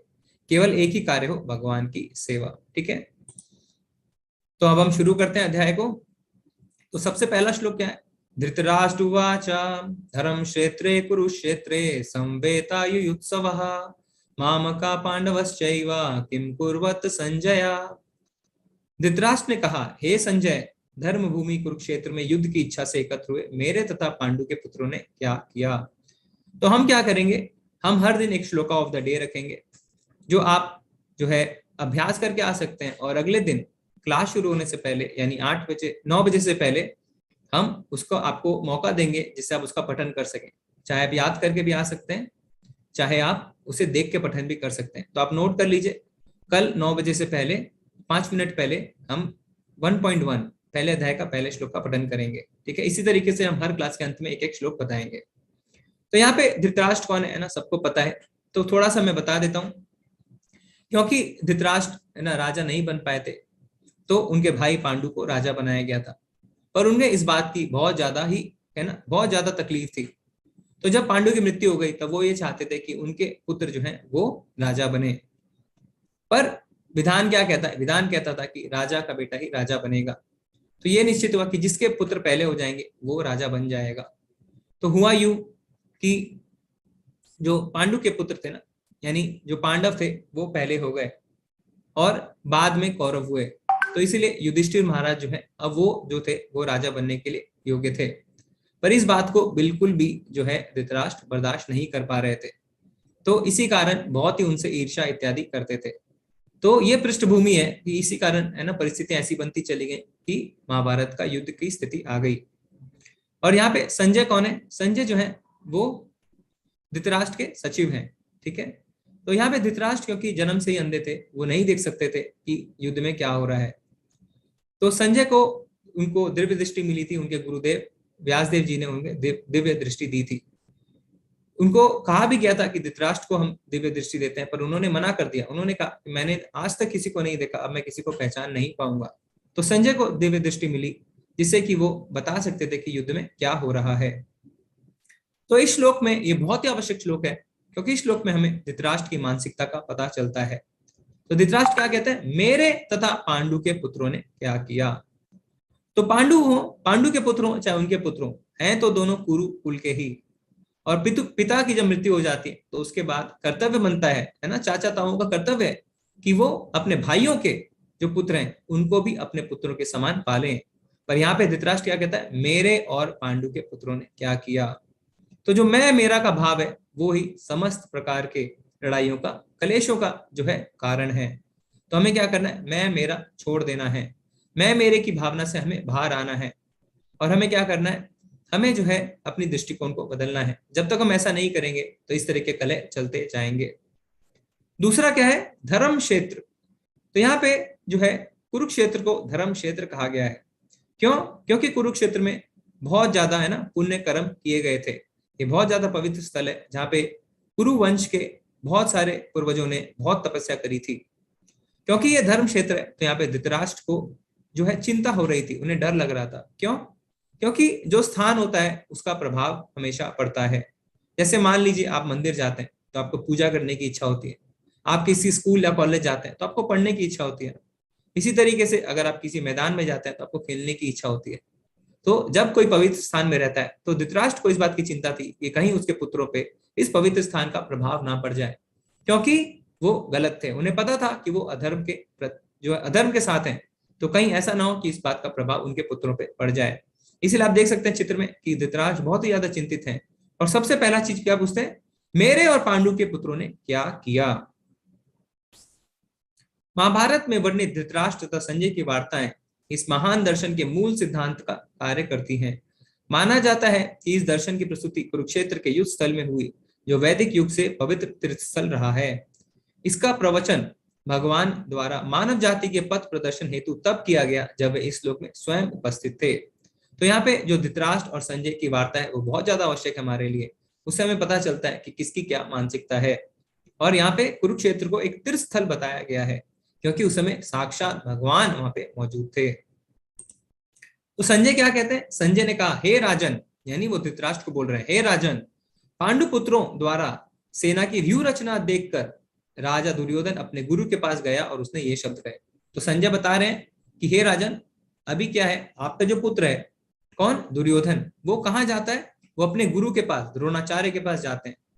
कब जाते हैं, जब उन्होंने देखा कि पांडु की इतनी सुंदर, यानी पांडवों की इतनी सुंदर सेना की व्यूह रचना हुई है। तो क्या कहता है दुर्योधन, हे आचार्य, पांडु पुत्रों की विशाल सेना को देखें, जिसे आपके बुद्धिमान शिष्य द्रुपद के पुत्र ने इतने कौशल से व्यवस्थित किया है। तो वो द्रोणाचार्य अपने गुरु के पास जाता है और कहता है, अरे गुरुजी, आप देखिए कि ये जो सेना है इसको कितनी कुशलता से है ना इसको व्यवस्थित किया गया है। और किसने व्यवस्थित किया है, धृष्टद्युम्न ने। जो धृष्टद्युम्न है वो द्रुपद के पुत्र हैं। तो ऐसा वो क्यों कह रहे हैं? यहाँ पे आप देखेंगे कि दुर्योधन कितना ज्यादा चालाक है ना? क्यों? क्योंकि वो उन्हें ऐसी चीज की याद दिलाता है जो कि एक ताने की तरह द्रोणाचार्य को लगती है। किस लिए? क्योंकि द्रुपद और द्रोणाचार्य आपस में मित्र थे, पर किसी कारण उनमें झगड़ा हो गया। तो द्रुपद ने एक यज्ञ किया जिससे कि उन्हें एक पुत्र मिला। कौन? धृष्टद्युम्न। और इस पुत्र से उन्हें द्रोणाचार्य का वध करना था, और द्रोणाचार्य को इस बात का पता था। पर फिर भी जब धृष्टद्युम्न ने उनसे आग्रह किया कि आप मुझे शिक्षा दीजिए, तो उन्होंने मना नहीं किया। तो इस समय यह भी पता चलता है कि पहले जो आचार्य होते थे उनका हृदय कितना विशाल होता था। उनको यह पता था कि यही जो है मेरा वध करेगा, परंतु उसके बावजूद उन्होंने उसे शिक्षा प्रदान करी। तो इस कमजोरी को, है ना, इस विशाल हृदय वाले जो घटना हुई थी उसको दुर्योधन जो है एक कमजोरी की तरह पेश करता है और अपने गुरु से बात करता है कि आपके, है ना, आपके शिष्य द्रुपद के पुत्र ने इतने कौशल से व्यवस्थित किया है। तो यहाँ पे हम देख सकते हैं कि किस तरीके से दुर्योधन जो है अपने गुरु के साथ बहुत ही अव्यवहारिक, बहुत ही गंदे तरीके से बात कर रहा है और अपने गुरु को ताना भी मार रहा है। तो इस समय क्या पता चलता है कि दुर्योधन बहुत ही कुशल कूटनीतिज्ञ है ना, इसको कूटनीति बहुत अच्छे से आती है, सबको भड़का रहा है। क्यों? जिससे कि वो युद्ध अच्छे से लड़ सके, है ना। ऐसी ऐसी बातें वो सबको बोल रहा है कि सब अच्छे से युद्ध लड़ सके। आप देखिए यहाँ पे दुर्योधन किस तरीके से अपने गुरु से बात कर रहा है। तब कुरुवंश के व्योवृद्ध परम प्रतापी एवं वृद्ध पितामह ने सिंह गर्जना किसी ध्वनि करने वाले अपने शंख को उच्च स्वर में बजाया, जिससे दुर्योधन को हर्ष हुआ। अब दुर्योधन की ये अवस्था देखी कि वो नर्वस हो गया है ना, विचलित हो गया है, और उसे अब ये भी ज्ञात नहीं कि अपने गुरु से कैसे बात करें। तो भीष्म पितामह, है ना, भीष्म पितामह उन्होंने क्या किया? उन्होंने अपना शंख बजाया, सिंह गर्जना किसी ध्वनि करने वाले शंख। पर ये जो शंख उन्होंने बजाया, तो पहले क्या होता था, युद्ध शुरू होने से पहले शंख बजाया जाता था। पर क्या है, आगे जब आप पूरे अध्याय को पढ़ेंगे तो उसमें पता चलता है कि ये शंख जब भीष्म पितामह ने बजाया तो पांडवों पे इसका बिल्कुल भी असर नहीं पड़ा, है ना। एक फुस पटाखे की तरह, जैसे आपको दिवाली पे पटाखा छुटाते हैं, वो फुस हो जाता है। तो भले ही ये शंख सिंह गर्जना की सी ध्वनि करी इसने, पर पांडवों पे कोई फर्क नहीं पड़ा। पर पांडवों ने जब शंख बजाया तो क्या हुआ, हम आगे देखते हैं। दूसरी ओर से श्वेत घोड़ों द्वारा खींचे जाने वाले विशाल रथ पर आसीन कृष्ण तथा अर्जुन ने अपने अपने दिव्य शंख बजाए। तो अब यहाँ पे भगवान की एंट्री होती है ना। क्या लिखा हुआ है? कृष्ण तथा अर्जुन। तो यहाँ पे कृष्ण जो है वो कौन है? वो यहाँ पे अर्जुन का रथ चला रहे हैं, वो अर्जुन के सारथी हैं। पर पहले नाम किसका है? पहले नाम भगवान का ही आया है, कृष्ण तथा अर्जुन। ऐसा नहीं लिखा है अर्जुन तथा कृष्ण, है ना। तो हमें से पता चलता है कि जो वेदव्यास जी है ना, जिन्होंने ये लिखी है भगवत गीता, उससे हमें पता चलता है कि किस तरीके से वो जानते थे कि भगवान का क्या पद है। तो कृष्ण और अर्जुन जो है अपने अपने दिव्य शंख बजाते हैं।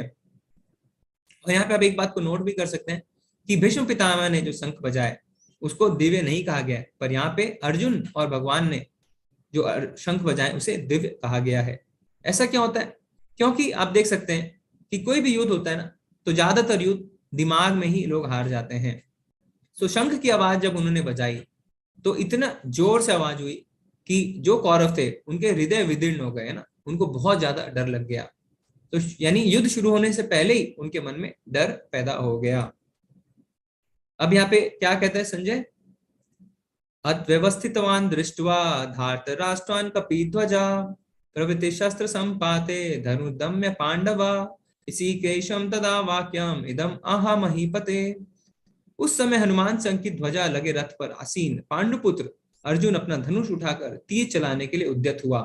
हे राजन, धृतराष्ट्र के पुत्रों को व्यू में खड़ा देखकर अर्जुन ने श्री कृष्ण ये वचन कहे। तो यहाँ पे जो रथ था, है ना, उसपे जो ध्वजा थी उसपे हनुमान जी थे ना, तो साक्षात हनुमान जी रथ पे विराजमान थे। तो यहाँ पे पांडव जो है वो बहुत ही ज्यादा अभी उनको आत्मविश्वास है, क्योंकि वो सच्चाई के साथ चल रहे हैं। अर्जुन ने क्या कहा भगवान को? हे अच्युत, कृपया करके मेरे रथ दोनों सेनाओं के बीच में ले चलें, जिससे मैं यहाँ युद्ध की अभिलाषा रखने वाले को और शस्त्रों की इस महान परीक्षा में जिनसे मुझे संघर्ष करना है उन्हें देख सकूं। तो भगवान को क्या कहते हैं? अच्युत। अच्युत का अर्थ क्या होता है? अच्युत का अर्थ ये होता है जिसका कभी भी पतन नहीं होता, क्योंकि भगवान यहाँ पे अर्जुन के सारथी बने। इसका अर्थ ये नहीं कि भगवान का पद जो है वो नीचे गिर गया।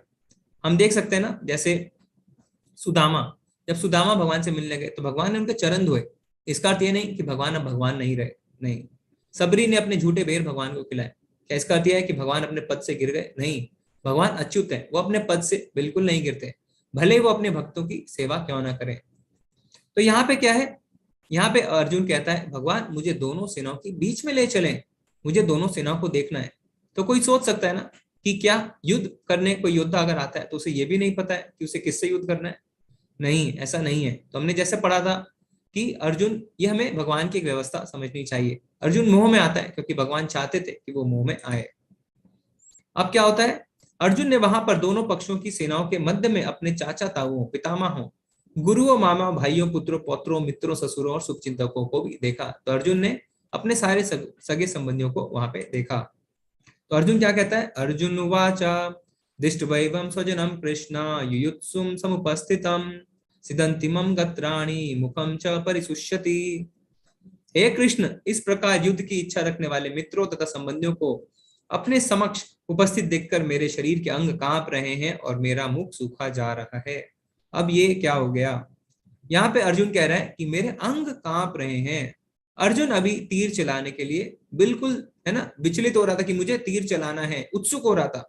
अभी वो कहता है कि मुझे, मेरे अंग कांप रहे हैं और मेरा मुंह सूखा जा रहा है। तो यहाँ पे अर्जुन बुरी तरीके से मोहित हो चुका है। हे कृष्ण, इस युद्ध में अपने ही स्वजनों का वध करने से ना तो मुझे कोई अच्छाई दिखती है और ना मैं उससे किसी प्रकार की विजय, राज्य या सुख की इच्छा रखता हूं। तो अब अर्जुन अब जो है युद्ध ना करने के कारण देना शुरू करता है। तो यहाँ से अर्जुन का विषाद शुरू हो गया। तो हमने देखा था इस अध्याय के दो नाम है, सैन्य निरीक्षण और अर्जुन विषाद योग। तो सैन्य निरीक्षण करते करते अर्जुन विषाद में आ गया। तो यहाँ पे वो क्या कारण दे रहा है, उसे दया आ रही है। तो पहला कारण है युद्ध ना करने का, दया। वो कहता है कि मुझे अपने स्वजनों से वध करके कोई भी अच्छाई इसमें नहीं दिख रही है।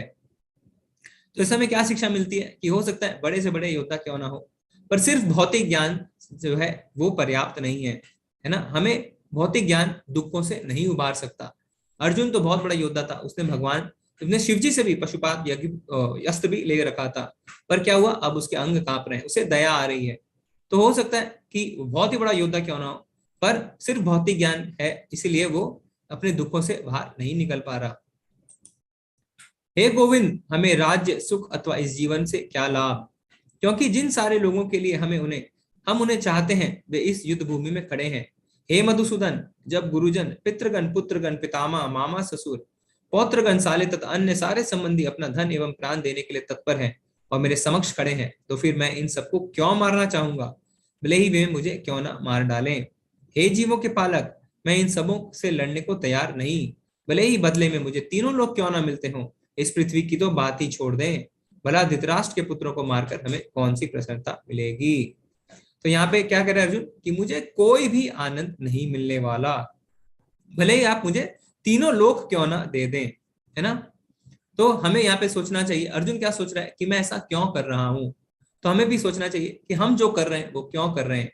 हम दिन रात दौड़ रहे हैं ना, पैसे कमा रहे हैं, सब कुछ कर रहे हैं, पर हम ऐसा क्यों कर रहे हैं, आखिरी में इसको करके हमें क्या मिलना है।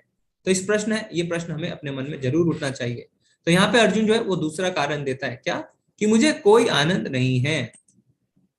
यदि हम ऐसे अतताइयों का वध करते हैं तो हम पर पाप चढ़ेगा। अब अर्जुन एक और कारण दे रहा है कि मुझे पाप का भागीदार बनना पड़ेगा, अतः यह उचित नहीं होगा कि हम धृतराष्ट्र के पुत्रों तथा उनके मित्रों का वध करें। हे लक्ष्मीपति कृष्ण, इससे हमें क्या लाभ होगा और अपने ही कुटुंबियों को मारकर हम किस प्रकार सुखी हो सकते हैं। तो अर्जुन ने यहाँ पे तीसरा कारण दिया नाल युद्ध करने का, क्या, कि उसे पाप चढ़ेगा। पर प्रभुपाद जी अपने तात्पर्य में क्या बताते हैं कि वैदिक आदेश अनुसार आतताइयां 6 प्रकार के होते हैं, विष देने वाले, घर में अग्नि लगाने वाले, घातक हथियार से आक्रमण करने वाले, धन लूटने वाले, दूसरों की भूमि हड़पने वाले और पराई स्त्री का अपहरण करने वाले। तो हम देखते हैं कौरवों ने ये सारा है जो किया था पांडवों के साथ। उन्हें विष देने की कोशिश भी करी गई थी, जब वो लक्ष्य ग्रह में थे आग भी लगाई थी, है ना, उनपे आक्रमण भी किया था, उनका धन भी लूटा था, जमीन सब कुछ लूट लिया था, और जो है जो द्रौपदी उसको भी उन्होंने अपमानित किया था। तो 6 के 6 जो है उन्होंने किए थे। तो शास्त्र के हिसाब से इनका वध किया जा सकता है, पर फिर भी अर्जुन क्या कहता है, अर्जुन कहता है मैं ऐसा करूंगा तो मुझे पाप चढ़ेगा। कुल का नाश होने पर सनातन कुल परंपरा नष्ट हो जाती है और इस तरह शेष कुल भी अधर्म में प्रवृत्त हो जाता है। हे कृष्ण, जब कुल में अधर्म प्रमुख हो जाता है तो कुल की स्त्रियां दूषित हो जाती हैं और स्त्रीत्व के पतन से ही हे वृषवंशी अवांछित संतानें उत्पन्न होती हैं। तो अर्जुन यहाँ पे कह रहे हैं कि अगर मैं उनको मार दूंगा तो हमारी परंपरा जो है वो नष्ट हो जाएगी, जो कुल परंपरा है वो खत्म हो जाएगी। क्यों? क्योंकि जब सारे पुरुष मर जाएंगे तो क्या होगा, स्त्रियां जो है वो दूषित हो जाएंगी। क्यों? क्योंकि हमेशा स्त्रियां जो दूसरों पे आश्रित रहती है ना, वो कभी अपने पिता पे, अपने पति पे, अपने पुत्र पे, पर जब सब मर जाएंगे तो जो दुष्ट लोग हैं वो उनका फायदा उठाएंगे, तो कुल परंपरा नष्ट हो जाएगी। अर्जुन ने एक और कारण दिया। तो अर्जुन क्या कहते हैं, संकरो नरका ये वा कुलग्नान कुलश्च च पतंति पित्रो येषाम लुप्त पिंडो ददः क्रिया। अवांछित संतानों की वृद्धि से निश्चय ही परिवार के लिए तथा पारिवारिक परंपरा को विनिष्ट करने वालों के लिए नारकीय जीवन उत्पन्न होता है।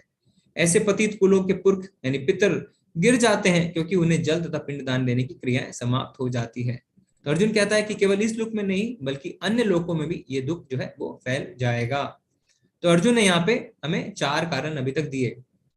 संजय क्या कहता है, संजय उवाचा एवं मुक्त्वा अर्जुना संख्ये रतोपस्थ उपाविशत विसृज्य सशरम चापम शोक संविघ्न मानसा। संजय ने कहा, युद्ध भूमि में इस प्रकार कहकर अर्जुन ने अपना धनुष तथा बाण एक को रख दिया और शोक संतप्त चित्त से रथ के आसन पर बैठ गया। तो अर्जुन ने क्या किया, अर्जुन ने अपना धनुष नीचे रख दिया, यानी अब वो असमंजस में पड़ गया कि उसे युद्ध करना है कि नहीं करना। ठीक है, तो यहाँ पे आप देख सकते हैं कि अब हमें अर्जुन ने 5 कारण दिए युद्ध ना करने के, कि उसे दया आ रही है कि वो अपने सगे संबंधियों को नहीं मारना चाहता। ऐसा अगर वो करेगा तो उसे कोई आनंद की प्राप्ति नहीं होगी, साथ ही साथ उसे पाप भी चढ़ेगा और पारिवारिक परंपराएं, जो कुल परंपराएं, वो नष्ट हो जाएंगी और वो असमंजस में पड़ चुका है। तो हम देख सकते हैं कि अर्जुन ने जो युद्ध ना करने के 5 कारण दिए वो बहुत ही अच्छे, बहुत ही ज्यादा लॉजिकल कारण दिए, है ना। और जैसे एक पिक्चर में एक हीरो आता है ना, और आता ही एंट्री लेते ही सब कुछ बदल देता है, तो यहाँ पे क्या हो रहा है, यहाँ पे अर्जुन अपने सब कुछ बदल दिया। अब ऐसा लग रहा है कि जैसे युद्ध होगा ही नहीं, पर हमें पता है युद्ध तो हुआ था। तो इन्होंने बहुत ही अच्छे कारण दिए। हो सकता है ना हम उठ के ताली भी बजाने लगते हैं कि वाह, अर्जुन ने तो बहुत ही अच्छे कारण दिए, पर हमारी बुद्धि जो है वो श्रेष्ठ नहीं है। सबसे श्रेष्ठ बुद्धि भगवान की है। तो हम अगले अध्याय में देखेंगे कि किस तरीके से भगवान अर्जुन के एक एक कारण का खंडन करते हैं और पूरे, है ना, पूरे अच्छे साइंटिफिक तरीके से भगवान उस बात का खंडन करते हैं। तो अगला अध्याय हमारे लिए बहुत ही महत्वपूर्ण है कि किस तरीके से ये जो 5 कारण अर्जुन ने दिए हैं, भगवान उसका खंडन करते हैं और अर्जुन को प्रेरित करते हैं कि वो युद्ध करे। साथ ही साथ भगवान अर्जुन को ये बताएंगे कि हमारे लिए जो श्रेयस है हमें उसके बारे में सोचना है, प्रेयस के बारे में नहीं। तो हमें श्रेयस और प्रेयस में क्या फर्क है ये जानना है। श्रेयस यानी जो हमारे लिए लंबे समय तक फायदेमंद रहता है, प्रेयस यानी जो आज फायदेमंद है पर कल जो है हमें नुकसान पहुंचा सकता है। ठीक है, तो इससे हमारा यह अध्याय शेष होता है। हरे कृष्णा। अगर आपके कोई प्रश्न है तो आप हैंड रेस कर सकते हैं, नहीं तो चैट में भी लिख सकते हैं। और कल जो है आप पहले अध्याय का पहला श्लोक अभ्यास करके आ सकते हैं और उसका पठन भी कर सकते हैं। हरे कृष्णा। हरे कृष्ण प्रभु जी। हरे कृष्ण। हरे कृष्ण दुर्गेश प्रभु जी। हरे कृष्ण प्रभु जी। प्रभु जी आप म्यूट हो गए, अनम्यूट कीजिए प्रभु जी। हाँ हो गए माता जी। हरे कृष्ण प्रभु जी। हरे कृष्णा प्रभु जी, धन्यवाद प्रणाम। धन्यवाद प्रणाम प्रभु जी। हरे कृष्ण। बहुत दिन के बाद आपके दर्शन हुए। जी प्रभु जी। पहले क्लास में हम ज्वाइन हुए थे, पर बहुत दिन के बाद आप मिले हैं। प्रभु जी मेरा एक प्रश्न था, जैसे संजय जो पूछ रहे हैं प्रश्न, धृतराष्ट्र को बता रहे हैं, क्या उन्होंने सारे भागवत, जितना भी भागवत गीता जो हुए युद्ध, वो सारे धृतराष्ट्र को बताए थे कि मतलब खाली स्टार्टिंग में? नहीं प्रभु जी, जब पूरा युद्ध जो चल रहा था वो संजय ने देखा था, उन्हें दिव्य दृष्टि मिली थी, तो महल में बैठे बैठे वो धृतराष्ट्र को बता रहे थे कि अभी युद्ध में क्या हो रहा है। पूरा युद्ध उन्होंने देखा था प्रभु जी। तो उन्होंने अच्छा पूरा इनको धृतराष्ट्र को बताए थे प्रभु जी? जी जी जी। प्रभु जी इसका PDF पूरा मिल जाएगा क्या हमको, जितना आप अच्छे से समझा रहे हैं? जी प्रभु जी, हर बार व्हाट्सएप ग्रुप में डाल दिया जाता है और क्लास जो है वो यूट्यूब पे लाइव भी है, तो भी आप सुन सकते हैं बाद में। जी धन्यवाद प्रभु जी। हरे कृष्ण। धन्यवाद प्रणाम प्रभु जी। हरे कृष्ण। हरे कृष्ण प्रियांशु प्रभु जी। हरे कृष्ण प्रभु जी। हरे कृष्ण प्रभु जी। एक हम सवाल करना चाहते हैं, इजाजत हो तो करें? जी प्रभु जी। हम हमारे मन में हमेशा रहता है, हम चाहे कुछ भी करें तो हमेशा मन में ये सही लगता है कि ये क्या सही है या क्या ये गलत है, क्या ये इससे क्या लाभ होगा क्या गलत होगा। तो ये कैसे डिसाइड करें कि ये जो कर रहे हैं ये सही है ये गलत है, कैसे ये चीजें हम तय करें?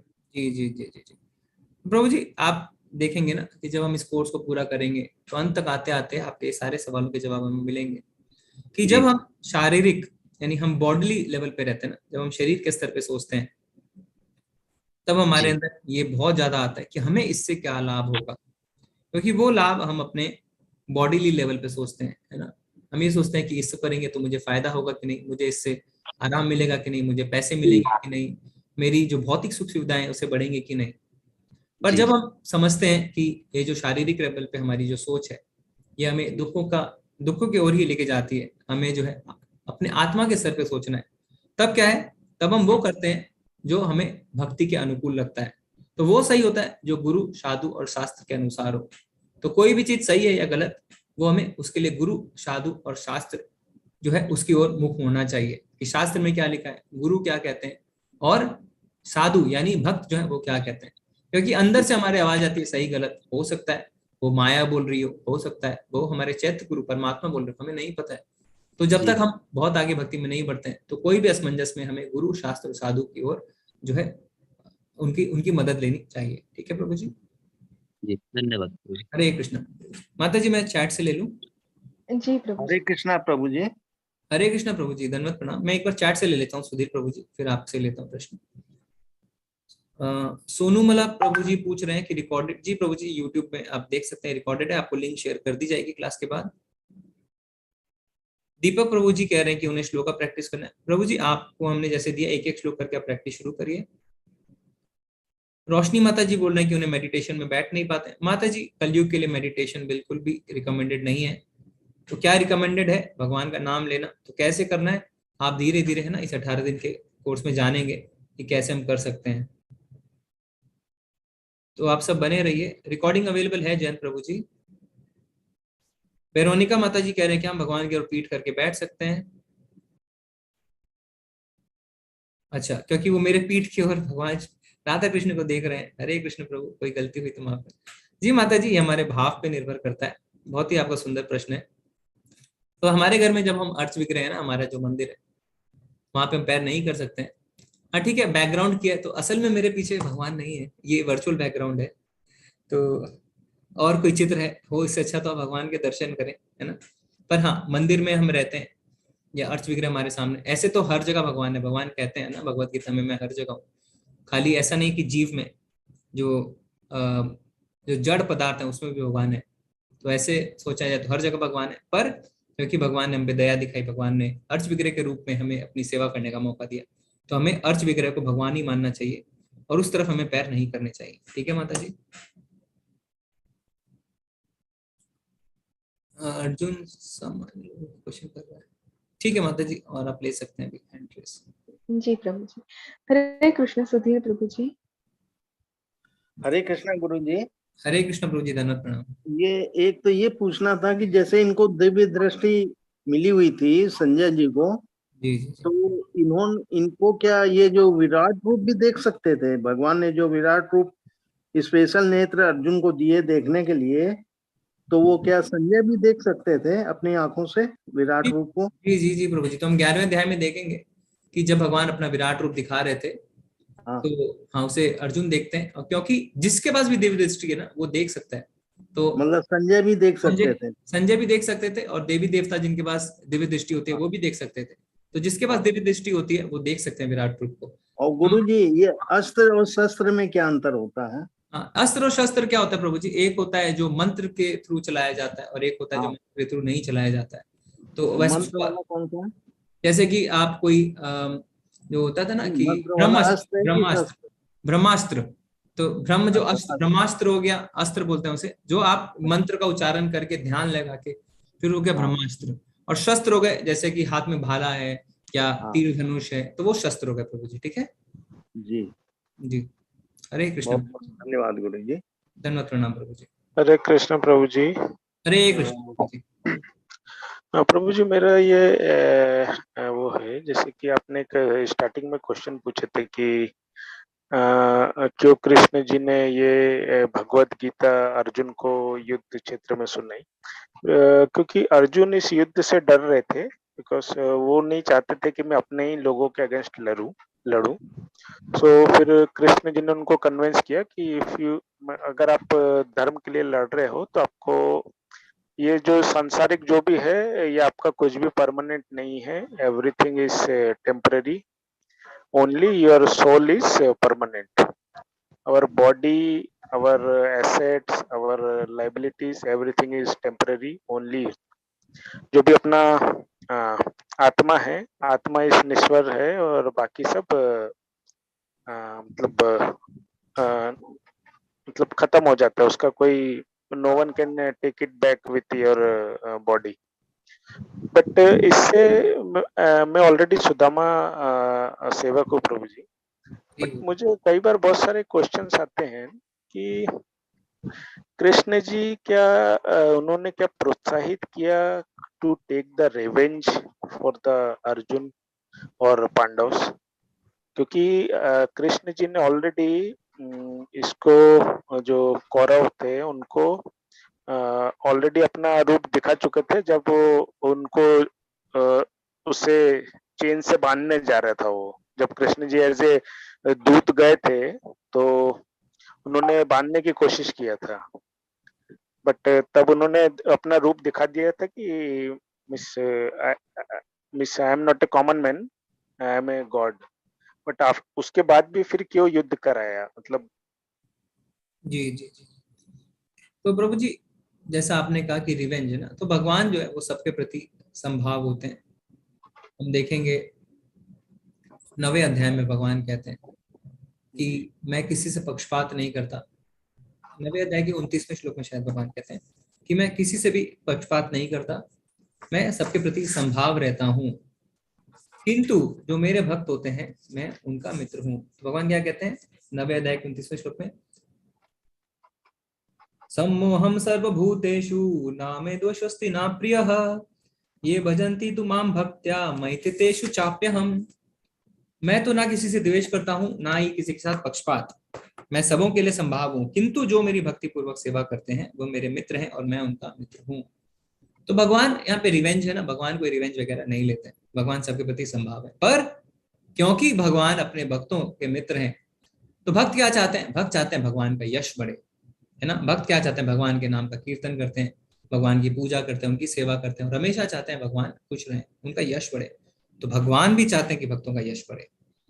तो भगवान चाहते थे, अर्जुन उनके बहुत बड़े भक्त थे, पांडव उनके बहुत बड़े भक्त थे, तो भगवान चाहते थे उनका यश बढ़े, इसीलिए ये मौका मिला है ना कि जिससे वो युद्ध करें और जीतें और यश को प्राप्त करें। अगले अध्याय में हम देखेंगे जब भगवान अर्जुन को समझाते हैं अध्याय 2 में, तो कहते हैं उठो लड़ो और यश को प्राप्त करो। अब सवाल ये उठता है कि भगवान ने युद्ध क्यों किया?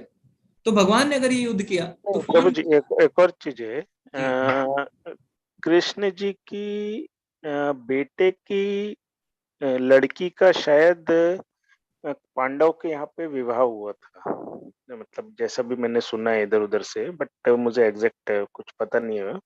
तो फिर विद इन रिलेशन में इतना बड़ा युद्ध, मतलब पूरे कौरव को मतलब कौरव ने गलत किया, आई एम नॉट सपोर्टिंग, बट मतलब पूरा उनको खत्म कर दिया पूरा, मतलब कितना ब्रह्मास्त्र बोले तो it is kind of nuclear weapon, मतलब जो भी मैं सुनता हूँ। सो मतलब इतना एक्सट्रीम युद्ध व्हाट, इससे क्या मिला किसको? मतलब जी। और पांडवों से पहले कौरव का, मतलब जो भी उनका बड़ा भाई था, मैं उसका नाम भूल गया, ही वाज इन द, वो ऑलरेडी जा चुका था स्वर्ग में। जब पांडवों में से ओनली एक ही भाई गए थे इनके, तो वो जो उन्होंने भी वहां जब स्वर्ग में देखा कि मेरे पहले तो ये आके बैठे हुए हैं यहाँ पे, मतलब युद्ध का मुझे कुछ सेंस समझ में नहीं आया कि what was the actual rational for that. जी मैं वही बता रहा हूँ। तो क्या है, क्यों मैं बता रहा था, हाँ, अब युद्ध क्यों हुआ है ना, ये आपने पूछा। तो युद्ध में किसका नुकसान हुआ? युद्ध में तो किसी का नुकसान नहीं हुआ, है ना। हमारी जो कौरवों के प्रति इतनी सहानुभूति है, कौरवों ने क्या क्या नहीं किया है ना, कोई, है ना, हम ऐसे सोच के देखते हैं, कोई हमारे परिवार की किसी स्त्री को इस तरीके से अगर, है ना, इस तरीके से उसकी बेइज्जती करे, इस तरीके से उसके साथ दुर्व्यवहार करे, तो आप क्या करेंगे? पर यहाँ पे पांडवों ने फिर भी कुछ नहीं किया, भगवान ने उसकी मदद करी। उनके राज्य उनसे छीन लिए। फिर क्या होता है, फिर भगवान जाते हैं कि इन्हें 5 गांव दे दो, 5 गांव भी नहीं दिए जाते हैं। भगवान जाते हैं युद्ध से पहले संधि करने के लिए। ऐसा नहीं है कि भगवान ने युद्ध तुरंत कर लिया। भगवान नहीं कहते हैं, नहीं, मैं वो नहीं कह रहा जो हूँ, जी मेरे प्रश्न मैं कौरव को सपोर्ट को नहीं कर रहा हूँ। सुन लीजिए आप पहले पूरे जवाब को, है ना? पहले आप पूरे जवाब को सुन। एक अच्छा जो वक्ता होता है ना, वो अच्छा श्रोता भी होता है। तो पहले आप सुन लीजिए। तो इसमें क्या है, भगवान ने पहले संधि करने गए, 5 गांव भी उनको दिए, पर उन्होंने नहीं मांगा। उन्होंने क्या कहा, एक सुई के नोक के बराबर में मैं तुम्हें जमीन नहीं दूंगा। और ये कब, ये जब वो वनवास और अज्ञातवास झेल के आ चुके हैं। फिर उसके बाद उन्होंने जुए का गेम खेला, उसमें बेईमानी करी और सब कुछ गवा दिया। फिर उसके बाद उनकी पत्नी के साथ गंदा व्यवहार किया, है ना? तो शायद कुछ भी उन्होंने बाकी नहीं छोड़ा। ये हम तब महसूस कर सकते हैं जब हम ये सोचें हमारे साथ ऐसा होता तो। उसके बाद भी अभी हमने जो पहला अध्याय पढ़ा, अर्जुन कहता है मैं युद्ध नहीं करूंगा। अर्जुन कह रहा है मैं युद्ध नहीं करूंगा। तो अब भगवान कहते हैं नहीं, उठ के तुम्हें युद्ध करना है, और भगवान कारण देंगे। तो जो कौरव मारे गए उनकी तो गति अच्छी हुई ना प्रभु जी, उनको स्वर्ग मिला, जैसा आप खुद ही कह रहे हैं। ऐसे लोगों को स्वर्ग मिलना ही नहीं चाहिए। अगर आपके साथ कोई भी बुरा करता है, इतनी बड़ी बड़ी बातें तो छोड़ दीजिए, एक छोटा सा भी बुरा करता है तो आप क्या बोलते हैं, तुम्हें नरक मिले, तुम सड़ो, और ना जाने हम क्या क्या उन्हें बददुआएं दे देते हैं। यहाँ पे तो उन्हें स्वर्ग मिला। और पांडव जो स्वर्ग की क्या बात कर रहे हैं, पांडव शारीरिक रूप से हो सकता है स्वर्ग गए, पर वो भगवान के नित्य पार्षद हैं, वो हमेशा भगवत धाम जाते हैं। स्वर्ग क्या है, स्वर्ग टेम्पोररी है, तो स्वर्ग बहुत बड़ी बात नहीं है। हम सोचते हैं स्वर्ग मतलब सब कुछ। स्वर्ग किस तरीके से, स्वर्ग हमारे बैंक अकाउंट की तरह है। जब तक पैसे हैं आप निकाल के खर्च कर सकते हैं, एंजॉय कर सकते हैं। जिस दिन पैसे खत्म, आपको वापस मृत्यु लोक में भेज दिया जाता है। तो हमें समझना है स्वर्ग का अर्थ क्या होता है।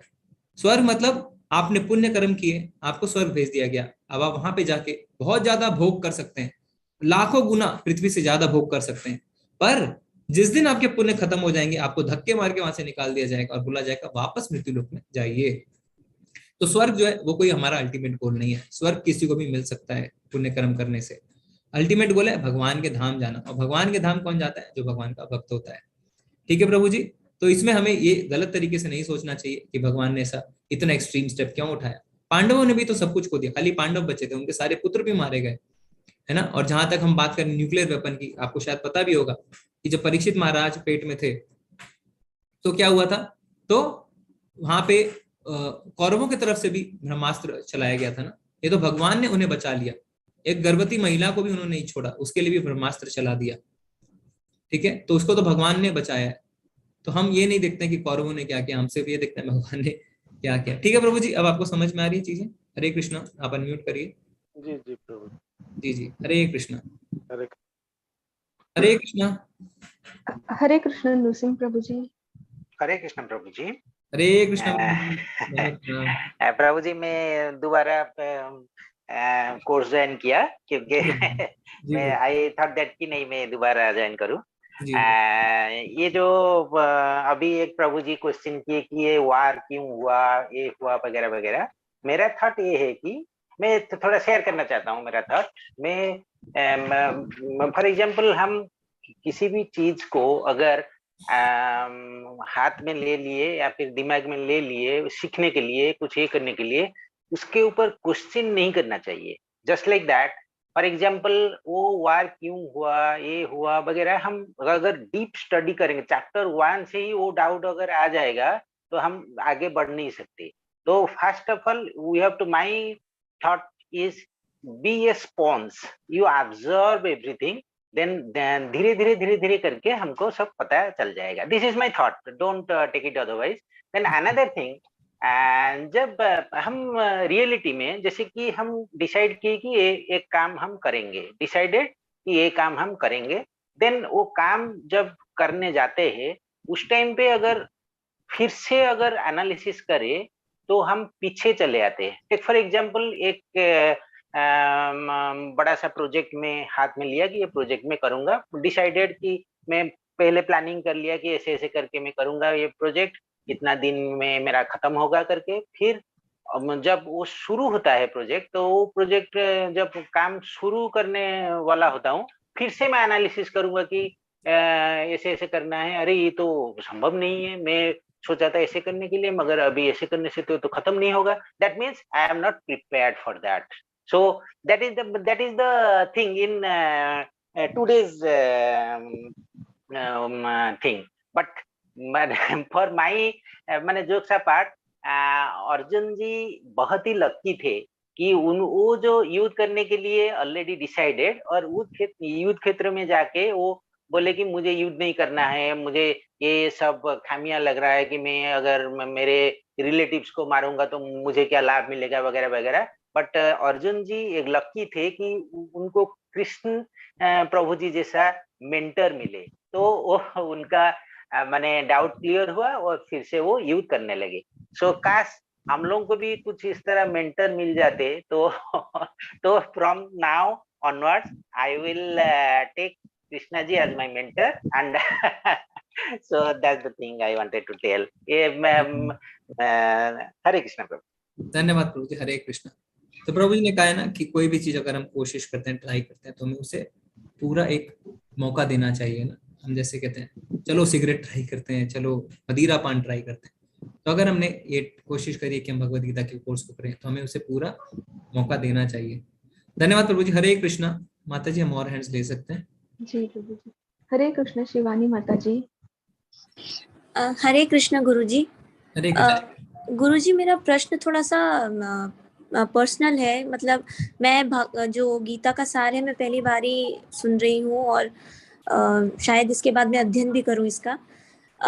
मेरा पर्सनल सवाल ये है गुरुजी कि पता नहीं ऐसा क्यों होता है, जैसे अभी जन्माष्टमी भी थी, या जैसे कोई भी भजन कीर्तन है प्रभु का, और या मैं किसी मंदिर में जाती हूँ तो अक्सर मैं कुछ मांगती नहीं हूँ, लेकिन कैसा है कि जब मैं जाती हूँ या मैं भजन कीर्तन सुनती हूँ तो हालांकि मैं रोज पूजा करती हूँ 2 टाइम, तब ऐसा फील नहीं होता। लेकिन कोई स्पेशल जैसे ओकेजन है, जैसे जन्माष्टमी था या कोई ऐसा व्रत वाला दिन होता है, और या किसी मंदिर में जब मैं जाती हूँ तो मेरा मतलब मन बहुत भर सा आता है और आंखों से आंसू छलकने लगते हैं। पता नहीं ऐसा क्यों होता है, मैं आज तक नहीं समझ पाई हूँ। जी जी जी जी। तो माता जी इसमें अच्छी बात है, क्योंकि अगर हम कुछ मांगते नहीं है तो भगवान यही कहते हैं कि जो भक्त होता है वो मांगता नहीं है। क्योंकि जब हम मांगते हैं तो हम भौतिक चीजें ही मांगते हैं, और भौतिक चीजें जब हम मांगते हैं उसको भोग करते हैं तो वे जन्म मृत्यु के चक्र से हम कभी नहीं निकल पाते। क्योंकि या हम जब अच्छा मांगेंगे, भोगने के लिए मांगेंगे, तो क्या होगा, हम उसका भोग करेंगे और फिर हमारे कर्म में, उनके फलों में बंधते चले जाएंगे। मांगना है तो हमें भगवान की भक्ति मांगनी चाहिए, और जहां तक आप भाव विभोर हो जाते हैं, है ना, तो वो अच्छी बात है, जबकि भगवान के भाव हमें आने चाहिए। क्योंकि भगवान का नाम जब हम सुनते हैं तो हमारे हृदय की शुद्धि होती है, और जब जो अच्छे है ना, जब हमारे हृदय की बहुत ज्यादा शुद्धि हो जाती है, जब हमारे जो कलमश हमारे हृदय में वो धीरे धीरे साफ होना शुरू होते हैं, तब ऐसा होता है, तब हमारे जो भाव विभोर हो जाते हैं, हमारे आंख में आंसू आने लगते हैं। तो ये अच्छी बात है माता जी, इसमें आपको कोई चिंतित होने की आवश्यकता नहीं है।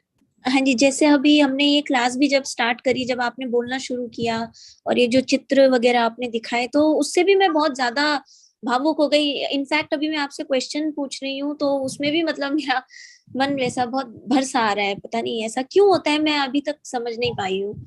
ये अच्छी बात है माता जी, है ना, और आप इस कोर्स में बने रहिए, आप भगवान का नाम लीजिए, ये बहुत ही अच्छी चीज है। क्योंकि सारे लोग हो सकता है अभी उस शुद्धता पे भी नहीं पहुंचे हम कि हमें भगवान का नाम सुने, तो हम उस पर ध्यान भी नहीं दे पाते हैं। पर अच्छी बात है माता जी, तो इसमें आप आगे करते रहिए, इसमें आपको चिंता नहीं करनी है, आप पूरी शुद्धता के साथ भगवान का नाम लेते रहिए। ठीक है माता जी? जी गुरु जी, हरे कृष्ण गुरु जी। हरे कृष्ण माता जी। हरे कृष्ण। ओ प्रभु जी या माता जी। हरे कृष्ण प्रभु जी। हरे कृष्ण। अनम्यूट करिए जी, अनम्यूट करिए प्रभु जी।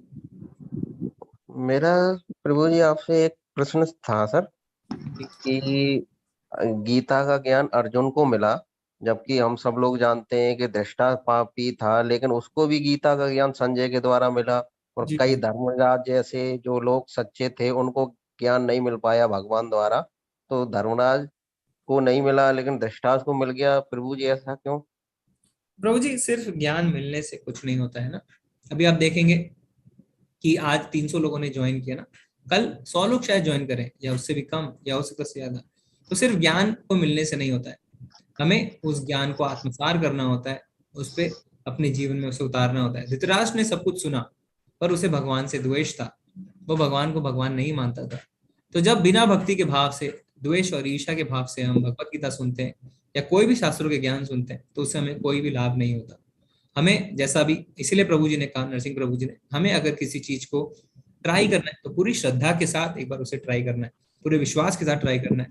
अगर ईर्ष्या के भाव से हम ट्राई करेंगे तो हम उसमें कभी भी उसका कोई फायदा नहीं होगा, है ना। अब मान लीजिए आप कोई भी चीज में आपका कोई बॉस है ना जिससे आप बहुत ज्यादा ईर्ष्या करते हैं, वो कितनी अच्छी बात क्यों ना बोल दे कोई भी मीटिंग में, आप उस पे बिल्कुल भी अमल नहीं करते क्योंकि आपको उससे ईर्ष्या है। तो ये जो ईर्ष्या का भाव रहता है या हमारे अंदर जो भगवान के प्रति द्वेष का भाव रहता है, उसके कारण हम इस ज्ञान को आत्मसात नहीं कर पाते, अपने जीवन में उतार नहीं पाते। तो धृतराष्ट्र इसी कारण पूरे भगवत गीता को सुन के भी उसे कोई भी लाभ नहीं हुआ। तो सिर्फ सुनना महत्वपूर्ण नहीं है, उसे समझना और उसे अपने जीवन में उतारना महत्वपूर्ण है। ठीक है प्रभु जी, धन्यवाद प्रभु जी। हरे कृष्णा प्रभु जी। हरे कृष्णा। हरे कृष्ण रोहित प्रभु जी। हरे कृष्ण प्रभु जी। हरे कृष्ण प्रभु जी। मेरे दो प्रश्न है प्रभु जी। पहला प्रश्न ये है कि जब स्वामी फाउंडर जी जो प्रभुपाद जी थे, वो जब अमेरिका में गए थे, तो जैसे कि श्री कृष्ण भगवान तो हमारे भारत के भगवान जैसे, मतलब जितना मुझे पता है, ज्ञान है, वो अमेरिका में उनको कैसे वेलकम किया गया, कि उन्होंने कैसे इनको अपना भगवान माना, श्री कृष्ण जी को। जी जी जी जी। और दूसरा प्रश्न मेरा है, साथ साथ ही पूछ लेता हूँ प्रभु जी। दूसरा प्रश्न ये है कि जैसे कि आपने बताया और हमने भी पढ़ा है कि कौरवों ने बहुत सारे पाप किए थे, तो उनको सजा मिलनी थी। तो श्री कृष्ण जी ने उनको खुद सजा क्यों नहीं दी? वो इतना बड़ा युद्ध क्यों होने दिया? क्योंकि उनके पास तो दिव्य शक्ति थी, वो खुद से उनको उनका संहार कर सकते थे। जी जी जी। तो प्रभु जी, पहला जो आपने प्रश्न पूछा ना, तो ये तभी संभव होता है जब हमारे को अपने गुरु पे असीम श्रद्धा होती है। तो वहां पे जब प्रभुपाद जी पहुंचे थे ना, तो जैसा आपने एक वीडियो में देखा, हिप्पी मूवमेंट चल रहा था। हिप्पी मूवमेंट का अर्थ है कि वहां पे जो नौजवान थे वो अपना घर छोड़ चुके थे और वो भौतिकता से, मटीरियलिज्म से इतने ज्यादा परेशान थे कि वो एक नई राह की ओर देख रहे थे कि ये जिंदगी नहीं हो सकती, इतना भोग करना ये जिंदगी नहीं हो सकती, क्योंकि भोग करने से सुख की प्राप्ति नहीं होती है। तो वो क्या करते थे, वो सड़क पे आ चुके थे और वो, है ना, कहाँ सड़कों पे रहते थे और फिर गलत गलत आदतों में भी पड़ चुके थे, ड्रग्स इत्यादि भी लेते थे, तो इसीलिए उन्हें हिप्पी कहते हैं। तो प्रभुपाद जी जब वहां पहुंचे तो उन्होंने क्या किया, उन्होंने सिर्फ भगवान के नाम का संकीर्तन शुरू किया, भगवान का कीर्तन किया। भगवान का नाम इतना शुद्ध है कि जब लोगों के कान में भगवान का नाम जाने लगा तो वो खुद ब खुद आकर्षित होने लगे। और धीरे धीरे धीरे धीरे उन्होंने क्या किया, उन्होंने संकीर्तन शुरू किया और जितनी उनकी गंदी आदतें थी सबको उन्होंने छोड़ दिया। तो भक्ति में नवदा भक्ति होती है, उसमें पहले 3 क्या होता है, श्रवणम, कीर्तनम, स्मरणम। श्रवणम यानी सुनना, कीर्तनम यानी कीर्तन करना, स्मरणम यानी याद करना। तो जब नवदा भक्ति में कहते हैं 9 चरण होते हैं भक्ति के, उसमें पहले 3 चरण ये होते हैं। तो भगवान के नाम मात्र से, भगवान के नाम में इतनी शक्ति है कि हम सिर्फ सुनने मात्र से हृदय की शुद्धि हो जाती है। और प्रभुपाद जी जब ऐसा करते थे तो उन्हें इतना अच्छा लगने लगा, वो आपस में कहते थे कि अरे हमें जो ड्रग्स से जो हाई होते हैं ना, जो उन्हें एक महसूस होती है, फीलिंग आती है कि हम तो अभी बिल्कुल चिंता रहित हो चुके हैं, वो फीलिंग उन्हें भगवान के मंत्र को करने से आने लगी। सो उसमें उन्होंने पोस्टर भी निकाले कि for remaining high always chant Hare Krishna. Prabhupada ji ने कहा ठीक है कि तुम किसी भी तरीके से प्रचार करो, पर भगवान का नाम एक बार लेना शुरू करो, क्योंकि जब हम भगवान का नाम लेना शुरू करेंगे तो धीरे धीरे अपने आप हम शुद्ध हो जाएंगे। और आज हम देखते हैं कि वही भक्त इतने ज्यादा शुद्ध हो चुके हैं, इतने ज्यादा कि उन्होंने सारे नियमों का पालन किया, है ना, ब्रह्मचार्य भी उन्होंने लिया, अपने घरों को भी छोड़ा, संन्यास भी लिया और आज बड़े बड़े गुरु भी हो गए। ठीक है, और उन्होंने बंगाली भी सीखी, संस्कृत भी सीखी, प्रचार प्रसार सब किया। और एक समय था जब वो शायद सड़क पर पड़े रहते थे, है ना, ड्रग्स लेते थे। तो भगवान कहते भी हैं भगवत गीता में, चाहे कोई कितना ही जघन्य पापी क्यों ना हो, उसने कितने भी बुरे कर्म क्यों ना कर रखा हो, अगर वो भक्ति में जुड़ता है तो उसे साधु समझना चाहिए। तो इस तरीके से उन्होंने अपने गुरु पे विश्वास रखा, प्रभुपाद जी पे विश्वास रखा कि जो गुरु कह रहे हैं वो सही कह रहे हैं। उन्होंने उनका सम्मान किया और फिर धीरे धीरे प्रभुपाद जी ने उन्हें हाथ पकड़ पकड़ के ना छोटे बच्चे की तरह एक एक चीज सिखाई।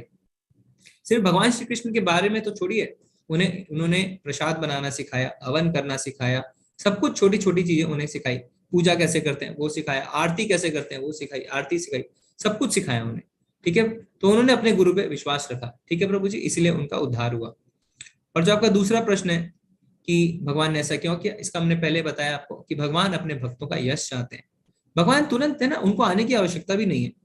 तो भगवान क्या कहते हैं, परित्रणाय साधुनाम विनाशाय च दुष्कृताम। धर्म संस्थापनार्थाय संभवामि युगे युगे, यानी भक्तों का उद्धार करने और दुष्टों का संहार करने। पहला कारण क्या है? भक्तों का उद्धार करने। तो अर्जुन उनके भक्त है ना, पांडव सारे भक्त हैं, तो जब वो आते हैं तो इतनी लीलाएं करते हैं, भक्तों से मिलते हैं। जब राम जी आए थे तो क्या सीधे जाके उन्होंने रावण को मार दिया? नहीं, हनुमान जी भी तो उन्हें मार सकते थे पर नहीं मारा।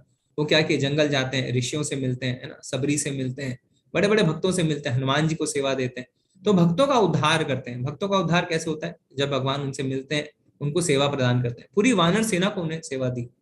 भगवान तो तुरंत है ना अपने धाम में रहते रहते सबको मार सकते थे, पर इसमें जो है इसमें रस नहीं आता है, तो इसलिए वो आते हैं कि जिससे उनके भक्तों का उद्धार हो सके। ओके प्रभु जी। जी प्रभु जी, हरे कृष्णा प्रभु जी। हरे कृष्ण प्रभु जी, धन्यवाद, प्रणाम। हरे कृष्ण नंबर है कोई 88 प्रभु जी, अनम्यूट कीजिए। हरे कृष्ण। ठीक है माता जी, अगला ले लीजिए। हरे कृष्ण विशाल प्रभु जी। हरे कृष्ण विशाल प्रभु जी। प्रभु जी आप म्यूट हो गए।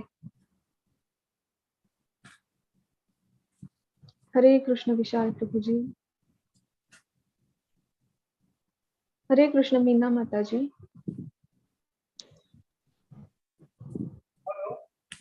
हरे कृष्ण। हरे कृष्णा प्रभु जी। हरे कृष्ण माता जी। प्रभु जी में जो पहला अध्याय में 9वां श्लोक जो है, जी, अन्यय च बहा सुरा मर्धते त्यक्त जीविता नाना शास्त्र प्राणा सर्वे युधा विशारदा, तो इसका नाना शास्त्र प्राणा से क्या मतलब है? ऐसी मैं पूछना चाहती हूँ प्रभु जी। हाँ, तो उसका अर्थ है अनेक, यानी नाना यानी अनेक, शस्त्र यानी अयुद्ध, प्रहारणा यानी सुसज्जित, यानी ऐसे अन्य अनेक वीर भी हैं जो मेरे लिए अपना जीवन त्याग करने के लिए उद्यत हैं। वे विविध प्रकार के हथियारों से सुसज्जित हैं, यानी उनके पास बहुत सारे प्रकार के हथियार हैं। उसी का अर्थ हथियार में तो प्रभु जी अस्त्र और शास्त्र प्राण, तो शास्त्र में शास्त्र से, शास्त्र नहीं माता जी, वो शस्त्र लिखा हुआ है, शास्त्र नहीं लिखा है, शस्त्र लिखा है। शास्त्र नहीं है, शस्त्र है, ठीक है जी जी जी माता जी। हरे कृष्ण। हरे कृष्ण रेणु माता जी। हरे कृष्ण माता जी। हरे कृष्ण प्रभु जी। माता जी। हरे कृष्ण प्रभु जी, मैं विकास बोल रहा हूँ, ये मेरी धर्मपत्नी है। जी जी मस्कट से हम बोल रहे हैं। जी। तो प्रभु जी मैं जस्ट सुन रहा था, मैं एक प्रश्न का, प्रभु जी ने एक सवाल पूछा था, उसका मेरे मन में उत्तर था, तो मैं देना चाहता था, अगर आप इजाजत दें तो। जी जी प्रभु जी। प्रभु जी ने भी पूछा कि भगवान कृष्ण सब कुछ क्यों नहीं कर सकते थे। भगवान ये पूरा महाभारत और गीता इसलिए की है कि आने वाली पीढ़ियां किस राह पे चलेंगी, वो राह को दिखाना चाहते थे, क्योंकि वो राह अगर नहीं दिखाएंगे सही राह, तो लोग भटकते ही रह जाएंगे, क्योंकि हम खुद अपने जल्दी से अपने डिसीजन ले लेते हैं। तो वो सारे घटनाओं को इस तरह से किए हैं कि सारे प्रॉब्लम और सारे सॉल्यूशन हमारे सामने खुद रखे, उसके बाद हमको उसी में से चुनना है सारे सही रास्ते। तो भगवान ने ऑलरेडी सब सही रास्ते दिखाए हुए, हम चुनते नहीं है। तो वो महाभारत की अगर हम सारी घटनाओं पे वर्णन करेंगे तो हमारी एक भी हम आज गलती नहीं करेंगे अगर उनके सही राहों पे चलेंगे, लेकिन हम ऐसे करते नहीं, क्योंकि हम बहुत बड़े स्वार्थी हैं। हम वही चीज करते हैं जो हमारे लिए अपने लिए सहूलियत और आराम के लिए है। और दूसरा, एक प्रभु जी ने पूछा था कि कौरव क्यों स्वर्ग गए थे और अर्जुन पांडव नहीं गए थे। तो मैं कहीं पे सुना था प्रभु जी कि युधिष्ठिर और पांडव जी लोग ने एक बार भगवान कृष्ण के बात नहीं माने थे, अश्वत्थामा वाला भी बात था और वो जो जुआ वाला भी बात था। तो वो कारण है कि हम भगवान पे अगर जरा सा भी शक है तो हमको कहीं ना कहीं उसका दंड तो भुगतना पड़ेगा। अगर हमको 100% भगवान पे भरोसा है, तो अगर भगवान ने जो बोल दिया उसको हम आंख मूंद के मान ले, तो हमें कोई भी दुख नहीं होगा। यही मेरा बताने का पर्पस था। धन्यवाद प्रभु जी। हरे कृष्ण। तो पांडव तो वो भगवान के शुद्ध भक्त थे, पांडव जी, तो जी। वो में नहीं आते थे, और भगवान के जो पार्षद होते हैं वो उनके धाम में ही रहते हैं ना। तो इसमें शास्त्र और आचार्य बताते हैं कि हो सकता है शारीरिक रूप में हमें लगे कि वो स्वर्ग गए, पर आध्यात्मिक रूप में वो हमेशा भगवान के धाम में ही रहते हैं। हरे जी कृष्ण, प्रभु। धन्यवाद प्रभु जी, हरे कृष्ण। हरे माता जी मैं चैट से लेता हूँ एक बार। जी प्रभु जी। तो इसमें प्रभु जी पूछ रहे हैं भगवत गीता पढ़ने के लिए केवल श्लोक ही पढ़े जाते हैं या हिंदी? प्रभु जी हमें पढ़ना है समझने के लिए ना, हमारे अंदर बहुत बड़ा भ्रम है कि हम पढ़ लें और हमें उसका पुण्य मिल जाए। नहीं, भगवान ने भगवत गीता कही है जिसे हम समझे, तो हम कैसे समझते हैं? हम हिंदी श्लोक पढ़ेंगे, हिंदी जब अनुवाद पढ़ेंगे और तात्पर्य पढ़ेंगे तभी समझ पाएंगे।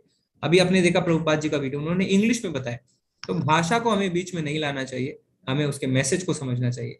प्रभुपाद जी ने तो इंग्लिश में भगवत गीता लिखी है, ठीक है। अटेंडेंस इसमें जानकी माता जी कोई भी नहीं है। आप पर क्विज करें, क्विज का लिंक आएगा, क्योंकि क्विज जब आप कंप्लीट करेंगे तभी आप आगे के स्तर में और जा पाएंगे। हम इस्कॉन से सब कुछ से मुक्त होकर कैसे सेवा कर सकते हैं? माता जी आप सेवा ऐसे भी कर सकते हैं, माता जी हैं कि प्रभु जी पता नहीं, तो आप सेवा ऐसे भी कर सकते हैं, आपको है ना अपने जिम, हम आगे देखेंगे भगवत गीता में भगवान कहते हैं कि अपने सारे नित्य कर्मों को करते करते तुम मेरी भक्ति करो। ऐसा नहीं कि हमें छोड़ के है ना, छोड़ो घर बार चलो हरिद्वार, ऐसा नहीं करना है। हमें सब कुछ करते हुए भी भगवान की भक्ति करनी है, भगवान उसमें ज्यादा प्रसन्न होते हैं। I start anything with great motivation, however lose momentum in couple of days. प्रभु जी ऐसा इसलिए हो रहा है क्योंकि हम देखेंगे प्रकृति के 3 गुण होते हैं, सतोगुण, रजोगुण और तमोगुण। तो हो सकता है कि आप अभी जो आपकी प्रवृत्ति है वो तमोगुण की ओर ज्यादा है, यानी आप बिल्कुल भी अपने दिमाग को स्थिर नहीं रख पाते हैं और आप कुछ भी शुरू करते हैं और उसे आलस के मारे बंद कर देते हैं। तो आप बने रहिए, आपको आपके सवाल का जवाब मिलेगा कि किस तरीके से हम अपने आप को धीरे धीरे तमोगुण से रजो और रजो से सतों में उठा सकते हैं। फिर आपके साथ ऐसा नहीं होगा, ठीक है प्रभु जी। Why not recommended to meditate in Kaliyuga? चंचलम ही मना कृष्ण, है ना, भगवान को अर्जुन कहते हैं मेरा मन तो बहुत चंचल है, मैं क्या करूं? मैं वायु को कंट्रोल कर सकता हूं पर मन को नहीं। तो जब अर्जुन ही अपने मन को कंट्रोल नहीं कर सकता प्रभु जी, तो हम कैसे करेंगे? और जब तक हम मन को कंट्रोल नहीं कर सकते हैं तो मेडिटेशन नहीं हो सकती है। तो कलयुग में मेडिटेशन नहीं कर सकते प्रभु जी। कुंती माता जी कह रहे हैं भगवान के बच्चे हैं हम लोग, वे में हर तरीके से एक्सेप्ट करेंगे। जी माता जी, बच्चों को माँ बाप एक्सेप्ट करते हैं, खाने को देते हैं, पर जो बच्चा है ना, जो उन पे पूरी तरीके से निर्भर है, जो उनकी बातें मानता है, जो संस्कारी है, तो माँ बाप का उसके प्रति प्रेम होता है। तो भगवान भी यही कहते हैं कि जो मेरी भक्ति करता है वो मुझे प्रिय है। तो भगवान खाने को सबको देते हैं ना, चाहे कोई भी जीव हो, कोई भी योनि के हो, सबकी आवश्यकताएं पूरी करते हैं। पर जो बच्चा जो है, जो उनकी आज्ञा का पालन करता है, जो शास्त्रों के नियमों को मानता है, जो भगवान की भक्ति करता है, वो उन्हें प्रिय होता है, ठीक है। ओके माता जी, हम और ले सकते हैं ड्रेस। जी प्रभु जी। हरे कृष्ण, नंबर है 8A। प्रभु जी अनम्यूट कीजिए, या था उन्होंने। हरे कृष्ण, सैमसंग M31। प्रभु जी हरे कृष्ण प्रभु जी। प्रभु जी जैसे श्रीला प्रभुपाद जी का आपने वीडियो दिखाया था, वो यूएस जाते समय उन्हें 2 बार हार्ट अटैक आया, फिर उनका सबसे सक्सेस इवेंट था कि उन्होंने हिप्पीस मूवमेंट को यूएस में पूरा खत्म किया। प्लस उनके गुरु ने उन्हें चूज किया था कि to translate Bhagavad Gita, because Prabhupada ji का इंग्लिश बहुत अच्छा था शायद, जैसा मैंने सुना है। तो संस्कृत से इसे इंग्लिश और अदर वर्जन्स में ट्रांसलेट करने के लिए उन्होंने उनको चूज किया था। फिर उन्होंने लिखा था बहुत दिन तक, बट उनकी वाइफ्स ने जो उनका वर्जन्स लिखे हुए थे जो घर में थे, उनको शायद रद्दी में बेच दिया था। फिर उन्होंने अपना फैमिली छोड़ के, सब छोड़ के उन्होंने अपना मतलब चले गए थे शायद हरिद्वार या कहीं पे। फिर उन्होंने फिर अगेन 0 से स्टार्ट किया था। सो उन्होंने भी एक प्रकार से अपना घर बार सब छोड़ दिया था। तो क्या ये एक प्रकार से पाप था कि इससे जी जी जी जी जी। तो क्या है, हमें समझना है वर्ण आश्रम धर्म बोल के हमारे शास्त्र में कुछ चीज होती है। वर्ण आश्रम धर्म, वर्ण और आश्रम, है ना। तो 4 वर्ण होते हैं, ब्राह्मण, क्षत्रिय, वैश्य और शूद्र, ये 4 वर्ण है। और 4 आश्रम, ब्रह्मचारी, फिर उसके बाद गृहस्थ, वानप्रस्थ और सन्यास। तो हमें इन 4 आश्रमों से गुजरना चाहिए, पर आजकल कलयुग में ऐसा हो गया है कि हम ऐसा नहीं कर पाते हैं।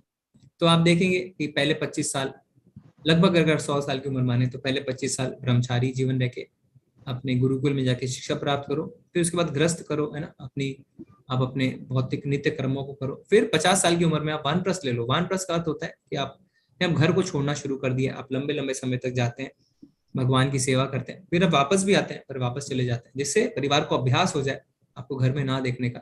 और संन्यास यानी उसके बाद आप फिर घर में नहीं आते हैं और आप एक जगह पे नहीं टिकते हैं, आप घूम घूम के भगवान के नाम का प्रचार करते हैं। तो इसमें कोई पाप नहीं है, ये आश्रम है, ठीक है। अब क्या है, जो हम कहते हैं आज के समय में अगर हम कहें कि आप घर छोड़ के चले जाइए, तो ये हमारे लिए संभव नहीं हो सकता है। पर ऐसा नहीं है कि आज ब्रह्मचारी नहीं होते हैं या आज सन्यासी नहीं होते हैं, आज भी होते हैं। अगर कोई निर्णय लेता है कि हाँ ठीक है, मुझे जो है सन्यासी बनना है या मुझे ब्रह्मचारी रहना है, तो वो करते हैं, पाप कुछ नहीं है। क्योंकि आप क्यों कर रहे हैं वो देखा जाता है। आप अपने भोग के लिए नहीं कर रहे हैं, आप भगवान की सेवा के लिए कर रहे हैं। आपने उल्टा अपने ऐशो आराम को त्यागा है, अपने घर के आराम को त्यागा है ना। आपके घर में कोई सहायता करता है, आपके लिए खाना बनाता है, आपके कपड़े धोता है, आपके पास छत है रहने को, आरामदायक बिस्तर पे आप सोते हैं। पर जब आप अपने घर को छोड़ते हैं, भगवान की सेवा में लगते हैं, तो अपने अपने ऐशो आराम को छोड़ा है और भगवान की सेवा में जिंदगी को लगाया है। तो ये चीज है। तो वो जो कर सकता है वो करते हैं, जो नहीं करता है, यानी कहने का अर्थ है कि जो गृहस्थ होता है वो सोचे कि मैं भगवान का नाम क्यों ही लूं, क्योंकि मैं तो कभी भी संन्यास नहीं ले सकता। तो इसमें भगवान अर्जुन को गीता सुनाते हैं। अर्जुन कौन है? अर्जुन गृहस्थ है और क्षत्रिय है ना। अर्जुन तो दोनों ही है, अर्जुन गृहस्थ और क्षत्रिय। अर्जुन ना तो ब्राह्मण है और ना ही वो सन्यासी है। तो इसमें कहने का अर्थ है कि हम सब कुछ करते करते भी भक्ति कर सकते हैं। इसमें पाप बोल के कुछ नहीं होता। भगवान के कार्य के लिए हम कुछ करें तो वो पाप क्यों है। और प्रभुपाद जी भी गृहस्थ थे और जब उन्होंने बहुत कोशिश करी कि अपने घर वालों को भक्ति मिलाएं, पर जैसा आपने बताया कि उनकी धर्म पत्नी ने जब चाय है ना, उन्होंने चाय खरीदी तो उनके जो भागवतम की उनकी जो टीकाएं थी उसको बेच दिया। तो प्रभुपाद जी ने कहा टी और मी, तुम्हें चाय पीनी है या, तो उनकी धर्मपत्नी ने कहा टी, तो उसी समय उन्होंने घर त्याग दिया। ठीक है, मुझे अभी भी वही सिनेरियोज है। अगर अभी आज कोई बोले कि अपनी वाइफ को कि मैं सब कुछ छोड़ के सांसारिक जाना चाहता हूँ, उसकी वाइफ उसके ऊपर डाइवोर्स केस और जमानवर की केस डाल के उसको जेल में पहुंचवा देगी। नहीं तो कब प्रभुपाद जी कब गए? जब वो शुद्ध हो चुके थे। देखिए, अगर आप अपने दुखों से छूट के जाना चाहते हैं तो वो तो समाज में खले मचाएगा ही ना प्रभु जी। शुद्ध होना आवश्यक है। हम आगे देखेंगे, भगवान बहुत विस्तार रूप में बताते हैं कि जब हम कर्म संन्यास और कर्म योग, ये दो शब्द हैं जो हम आगे सीखेंगे। कर्म संन्यास यानी हम अपने कर्मों से संन्यास लेना चाहते हैं, क्योंकि हम बहुत ज्यादा दुखी हैं अपने जीवन में, और सब दुखी हैं, है ना। जो पढ़ रहे हैं वो दुखी हैं, जो नौकरी कर रहे हैं वो दुखी हैं, जो शादी कर चुके हैं वो दुखी हैं, जो शादी नहीं कर रहे हैं वो दुखी हैं, जिनके बच्चे हैं वो दुखी हैं, जिनके बच्चे नहीं है वो दुखी हैं, जिनकी अच्छी कमाई है वो दुखी है, जिनकी अच्छी कमाई नहीं है वो भी दुखी है। तो सारे दुखी हैं। पर जब हम अपने भौतिक संसार से दुखों के कारण भागना चाहते हैं तो उसे क्या कहते हैं, उसके कारण अगर आप संन्यास लेते हैं तो क्या होता है, वो आपका टिकता नहीं है ज्यादा दिनों तक, क्योंकि आप सब छोड़ के चले जाते हैं। पर आपके अंदर में अभी भी इंद्र विषय है। हो सकता है आप साल भर 2 साल बहुत ज्यादा कड़ी तपस्या कर लें, पर उसके बाद क्या है, अभी भी आप गुलाब जामुन को देखेंगे तो आपको खाने की इच्छा रहती है। ये इच्छा नहीं मरती है। आप इंद्रियों को वश में कर सकते हैं पर इच्छा नहीं मरती। इच्छा कब मरती है? जब आपका मन शुद्ध होता है। तो प्रभुपाद जी जो 70 साल की उम्र में गए और अमेरिका में उन्होंने ऐसा किया, तो आपको क्या लगता है बस अचानक से कुछ हो गया मैजिक? नहीं, उन्होंने पहले 70 साल इसकी तैयारी करी, है ना। उसके बाद वो ऐसा कर पाए। उनके पास हर सवाल के प्रश्न के जवाब थे। उनको सब कुछ पता था कैसे करना है, किस तरीके से प्रचार करना है। हम अपने घर वालों को भक्त नहीं बना पाते, उन्होंने अमेरिका में जाके हिप्पियों को भक्त बना दिया। तो वो तो ऐसा तो नहीं किया ना, उन्होंने पूरी तैयारी करी थी, तो वो शुद्ध हो चुके थे, इसलिए उन्होंने ऐसा किया प्रभु जी। ठीक है, हरे कृष्ण। प्रभु जी आप म्यूट हो गए। हरे कृष्ण। हरे जी मेरा सवाल। जी प्रभु जी हरे कृष्ण। जी प्रभु जी हरे कृष्ण। हरे कृष्णा। प्रभु जी मेरी आवाज आ रही है? जी प्रभु जी आ रही है, बोलिए। मेरा एक प्रश्न है, वो साइंस से रिलेटेड है, क्योंकि हमारा जो हिंदू सनातन धर्म है वो पूर्ण रूपेण साइंटिफिक है। ये अभी यूएस में भी प्रूव हो गया एंड ऑलमोस्ट कंप्लीट वर्ल्ड इस चीज को जानता है। सारे पढ़े लिखे लोग, साइंटिस्ट सभी जानते हैं इस चीज को। और इस तरह से उन्होंने गॉड पार्टिकल्स को भी ढूंढ निकाला है। और गॉड पार्टिकल्स के हिसाब से जैसा कि एक सामान्य ज्ञान के व्यक्ति को पता चलता है कि it is available in every substance और यूनिट्स, यू कैन से, जैसे सभी तो पदार्थ एंड शक्ति माने एनर्जी एंड वो जो मटेरियल्स है उसमें दो चीजें आ जाती हैं, पदार्थ और शक्ति। और इसी दोनों के कॉम्बिनेशन से पूरा यूनिवर्स बना हुआ है, ऐसा हम लोग मानते हैं। तो अभी क्या ईश्वर भी इसी के अंदर है? जी जी जी जी। और अगर ईश्वर इसके अंदर है तो वो तो सभी जीव में है, माने पूरे ब्रह्मांड में ये चीजें उपलब्ध हैं। जी। तो इसको कैसे डिफाइन करें हम लोग और किस तरह से इसका क्या ये करें? जी जी जी जी, अच्छा प्रश्न पूछा प्रभु जी। इसका जवाब भगवान ने 7वें अध्याय के 5वें श्लोक में दिया है।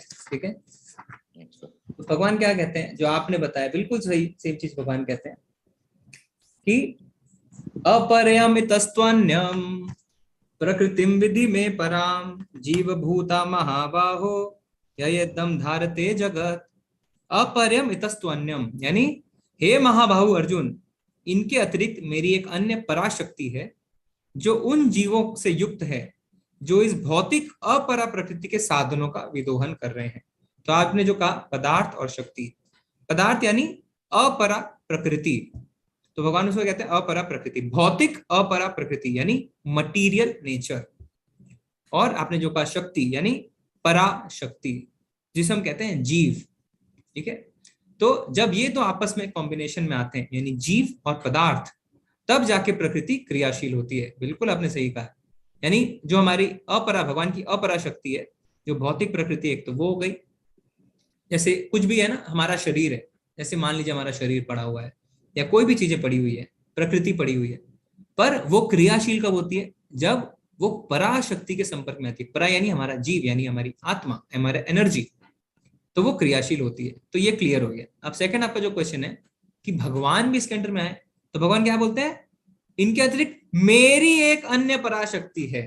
तो ये शक्ति किसकी है, ये शक्ति भगवान की है, भगवान इसके नहीं है, ये शक्ति भगवान की है। ठीक है, तो भगवान इसके बाहर हैं। ये हम देखेंगे जब हम पढ़ेंगे, भगवान बहुत ही क्लियरली बताते हैं कि मैया दक्षिण प्रकृति ही सूयते सचराचरम, यानी ये प्रकृति मेरी अध्यक्षता में काम करती है। तो प्रकृति जो है वो भगवान के अंडर में आती है। भगवान अपने जब विभूतियों के बारे में, ऐश्वर्य के बारे में बताएंगे, तो बताएंगे कि किस तरीके से ये जो ग्रह है ना, ये जो सोलर सिस्टम है, सब ग्रह अपने अपनी जगह पे स्थित हैं। हम जो बिना सोचे समझे सांस लेते हैं, हमारी जो पाचन शक्ति है, इत्यादि इत्यादि सब कुछ, भगवान कहते हैं वो मैं हूँ। फिर भगवान ये भी बताते हैं, हम सोचते हैं कि हम चिंपैंजी से आए हैं ना, चिंपैंजी से हम बन गए, तो भगवान बताते हैं कि मनुष्य कैसे आया। भगवान कहते हैं मेरे मन से जो है ऋषि आए, फिर ऋषियों से चतुष्कुमार आए, फिर ऋषि आए, फिर उसके बाद मनु आए। तो भगवान सब बताएंगे, आपको थोड़ा सा धैर्य रखना है कि किस तरीके से भगवान की सारी शक्ति है। तो भगवान इस शक्ति के पार्ट नहीं है, ये भगवान की शक्ति है। ठीक है प्रभु जी, भगवान इनसे अलग है। ओके, नहीं तो अभी सनातन धर्म में हमारे अनेक देवी देवता हैं और हमने अपने हिसाब से उनकी जो है, हमारे गुरुओं ने जैसा भी उनका वो बताया है, आकार प्रकार रंग रूप, उस हिसाब से हम सारा सनातन धर्म में करते हुए आ रहे हैं।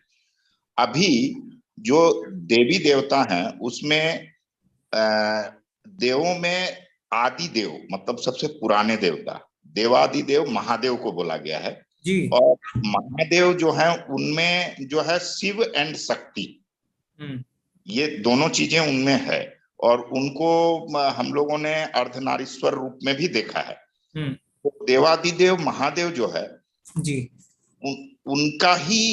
उनको ही सभी मानते हैं कि सबसे मतलब प्राचीन और सबसे माने हर तरह से वो महान है और उनकी ही रचना है ये पूरी जी।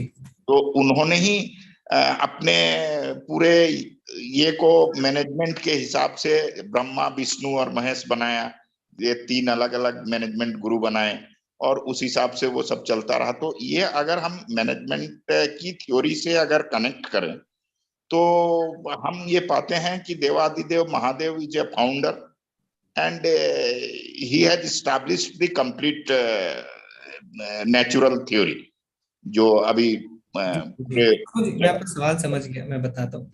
हम ये लेवल 1 में डिस्कस नहीं करते हैं, पर आपने पूछा इसलिए मैं बताऊंगा।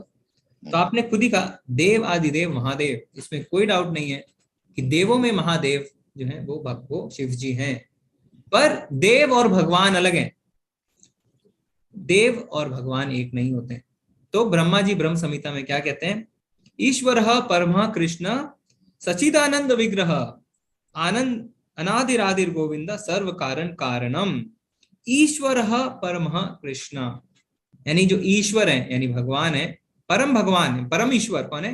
कृष्ण है। ईश्वर परमः कृष्ण सचिदानंद विग्रह अनादिरादिर गोविंदा, यानी सारी चीजों के उद्गम भगवान है पर उनका कोई उद्गम नहीं है। ये ब्रह्मा जी कह रहे हैं, ब्रह्म संहिता में आप देख सकते हैं। अनादिरादिर गोविंदा सर्व कारण कारणम, सारे कारणों के कारण भगवान कृष्ण है। तो इसमें देवादिदेव महादेव है, इसमें कोई डाउट नहीं है, पर भगवान है भगवान श्री कृष्ण। और जहां तक हम ब्रह्मा विष्णु महेश की बात करते हैं तो इसको हम चर्चा कर सकते हैं आगे। इसमें क्या होता है प्रभु जी, इसमें मैं शॉर्ट में बताता हूँ कि भगवान श्री कृष्ण है ना, वो अपना विस्तार करते हैं महाविष्णु में, और महाविष्णु जब सांस लेते हैं और सांस छोड़ते हैं तो असंख्य ब्रह्मांड उत्पन्न होते हैं और विनिष्ट होते हैं। फिर उसके बाद क्या होता है, हर ब्रह्मांड में उनका विस्तार यानी गर्भोदक्षाई विष्णु जाते हैं। हर ब्रह्मांड में गर्भोदक्षाई विष्णु होते हैं। अब गर्भोदक्षाई विष्णु जी के नाभि से एक कमलनाल निकलती है, उस कमल पे ब्रह्मा जी रहते हैं, ठीक है। वो ब्रह्मा जी जो है फिर उस ब्रह्मांड का सृष्टि करते हैं। तो ब्रह्मा जी भी बहुत सारे हैं पूरे ब्रह्मांड में। तो एक बार होता है कि जब भगवान अपने धाम में रहते हैं तो उनके द्वारपाल आके बोलते हैं ब्रह्मा जी आए हैं। तो बोलते हैं कौन से ब्रह्मा आए हैं? तो फिर वो उनसे पूछने जाते हैं आप कौन से ब्रह्मा है? तो वो चकित हो जाते हैं कि मेरे अलावा भी कोई ब्रह्मा है? बोलते हैं हाँ, चतुर्मुखी ब्रह्मा, 5 मुख वाले ब्रह्मा, 1 मुख ब्रह्मा। तो बहुत सारे ब्रह्मा है क्योंकि अलग अलग ब्रह्मांड में अलग अलग ब्रह्मा है। ठीक है प्रभु जी, तो इस हिसाब से है, हम इसकी चर्चा आगे विस्तार में करेंगे। तो अभी समय भी काफी हो गया और इस लेवल 1 में हम ज्यादा इसके बारे में डिस्कस नहीं करते हैं। प्रभु जी जस्ट आज के लिए एक प्रश्न लीजिए, मेरा जस्ट लास्ट है ये। जी जी ये है कि देवादिदेव महादेव ने भगवान विष्णु और भगवान ब्रह्मा दोनों की उत्पत्ति की अलग अलग ये को संभालने के लिए, लेकिन किसी कारणवश सनातन धर्म की जो हिस्ट्री है वो ये कहती है किसी कारणवश दोनों में विवाद हो गया कि हम दोनों में बड़ा। प्रभु जी मैं आपका जो बेस है ना उसी को मैंने जवाब दिया कि देवादिदेव महादेव ने तीनों को नहीं बनाया। जैसा हमने कहा ब्रह्मा विष्णु महेश, तो विष्णु का मैंने आपको बताया। विष्णु, आप कौन से विष्णु की बात करें? महाविष्णु, गर्भोदक्षाई विष्णु, किसकी बात कर रहे हैं? तो हमने देखा कि भगवान श्री कृष्ण से महाविष्णु आते हैं, महाविष्णु से गर्भोदक्षाई विष्णु आते हैं, तो भगवान कृष्ण से आते हैं विष्णु। फिर विष्णु, ब्रह्मा, विष्णु महेश। महेश जो आप कह रहे हैं ब्रह्मा जो है वो गर्भोदक्षाई विष्णु से कमलनाल से उत्पन्न होते हैं। तो ब्रह्मा जी की उत्पत्ति जो होती है वो भगवान विष्णु के नाभि से होती है, ठीक है। और महेश, तो शिव जी का जो तत्व है वो क्या है प्रभु जी, उसको आसानी से समझ सकते हैं कि जैसे दूध और दही का रिलेशन होता है ना, तो अगर भगवान श्री कृष्ण दूध हैं तो शिव जी दही हैं। तो दूध दही में परिवर्तित हो सकता है, पर दही क्या दूध में परिवर्तित हो सकता है? नहीं हो सकता। तो इसको हम ऐसे शॉर्ट में समझ सकते हैं प्रभु जी, ठीक है। तो इसको हम और ज्यादा चर्चा नहीं करेंगे, और भी बहुत हैंड्स है हमारे पास। ओके प्रभु जी, हरे कृष्णा, धन्यवाद। हरे कृष्णा। हरे कृष्ण कुंती माता जी। हरे कृष्ण कुंती माता जी। हरे कृष्ण माता जी। हरे कृष्ण विशाल प्रभु जी। हरे कृष्ण। हरे कृष्ण प्रभु जी। हरे कृष्ण। सॉरी पहले भी आया, मैं आपका कर नहीं पाया। तो मेरा एक सवाल ये था कि मैं ज्यादा पढ़ा लिखा नहीं था, तो मैं गीता लाया तो था पर कभी उसे पढ़ नहीं पाया जी। 2-4 लाइन पढ़ता, 10 लाइन पढ़ता, फिर मेरा मन विचलित हो जाता, मैं चला जाता। मैं बस इतना जानना चाहता था कि प्रभु ने हमें जन्म दिया है, पर मैं क्यों जन्मा हूँ, मेरे जन्म का लक्ष्य क्या है, मुझे करना क्या है आगे? सिर्फ कमाना है, परिवार चलाना है, अपने जीवन का लक्ष्य मैं पा नहीं पा रहा हूँ। मुझे उस लक्ष्य को समझना था। तो क्या ये गीता में जब मैं पूरा 18 अध्याय पढ़ या सब सुन लूंगा तो क्या मुझे मेरे जीवन का लक्ष्य मिलेगा? जरूर मिलेगा प्रभु जी, आप धैर्य रख के सुनिए, क्योंकि भगवान आपके सवाल का डायरेक्ट आंसर देंगे। आपने जो पूछा है ना कि मेरे जीवन का क्या लक्ष्य है, ये सबके जीवन का प्रश्न होता है कि मेरे जीवन का क्या लक्ष्य है, और भगवान इसी सवाल का जवाब देते हैं कि हमारे जीवन का क्या लक्ष्य होना चाहिए। पर अभी मैं सवाल का जवाब नहीं दूंगा, हमें इसे धीरे धीरे स्टेप बाय सुनेंगे ना तो हम अच्छे से समझ पाएंगे। ठीक है प्रभु जी। हरे कृष्ण प्रभु जी। हरे कृष्ण अमित प्रभु जी। माता जी मैं चैट से लेता हूँ। जी प्रभु जी। तो माता जी कह रहे हैं कि मुझे अपनी जिंदगी में कुछ चेंज लाने हैं, पढ़ाई कुछ और की है और अब कुछ और बनने की इच्छा है, स्टेप कैसे लिया जाए? जी माता जी, इसमें कोई बहुत बड़ी चिंता वाली बात नहीं है ना। अगर आपको और कुछ करना है तो आप उसके तरफ आगे बढ़ सकते हैं, उसकी पढ़ाई कर सकते हैं। आप जो अभी कर रहे हैं उसको करते रहिए और साथ साथ में दूसरी चीजें भी करते रहिए। ऐसा ना हो कि आप जो अभी कर रहे हैं फिर आप जीवन भर है ना, पछता है कि मैंने ऐसा क्यों किया। तो जो दूसरी चीज है उसके लिए आप तैयारी शुरू करिए। घर वाले अगर अपोज करते हैं, पर जब आपकी दृढ़ता को देखेंगे तो समझेंगे कि नहीं, आप सचमुच वो करना चाहते हैं। पर इसमें एक बात का हमें ध्यान रखना है, हमें कभी भी अपनी दृढ़ता को अपने घमंड में, अपने गुस्से में नहीं बदलना है। क्योंकि कभी कभी क्या होता है, हम कोई चीज की जिद ठानते हैं ना, तो वो जिद जो है वो अहंकार में और फ्रस्ट्रेशन में और गलत बिहेवियर में नहीं बदलनी चाहिए। आपकी दृढ़ता विनम्रता के साथ होनी चाहिए, क्योंकि जब विनम्रता के साथ दृढ़ता होगी तो घर वाले समझेंगे कि हाँ, ये सच में दृढ़ है और ये सच में करना चाहती है, ये अपने काम को करते करते ज्यादा मेहनत करके कर रही है, तो फिर धीरे धीरे वो आपका सपोर्ट करेंगे। पर अगर आप कहेंगे आप तो समझते नहीं हैं, आप मुझे पढ़ने दीजिए, आप यहाँ से चले जाइए, आप बाद में, तो ऐसा करेंगे तो वो हमारे खिलाफ हो जाएंगे। हमें उन्हें साथ लेके चलना है, तो विनम्रता के साथ आगे बढ़ना है। ठीक है माता जी।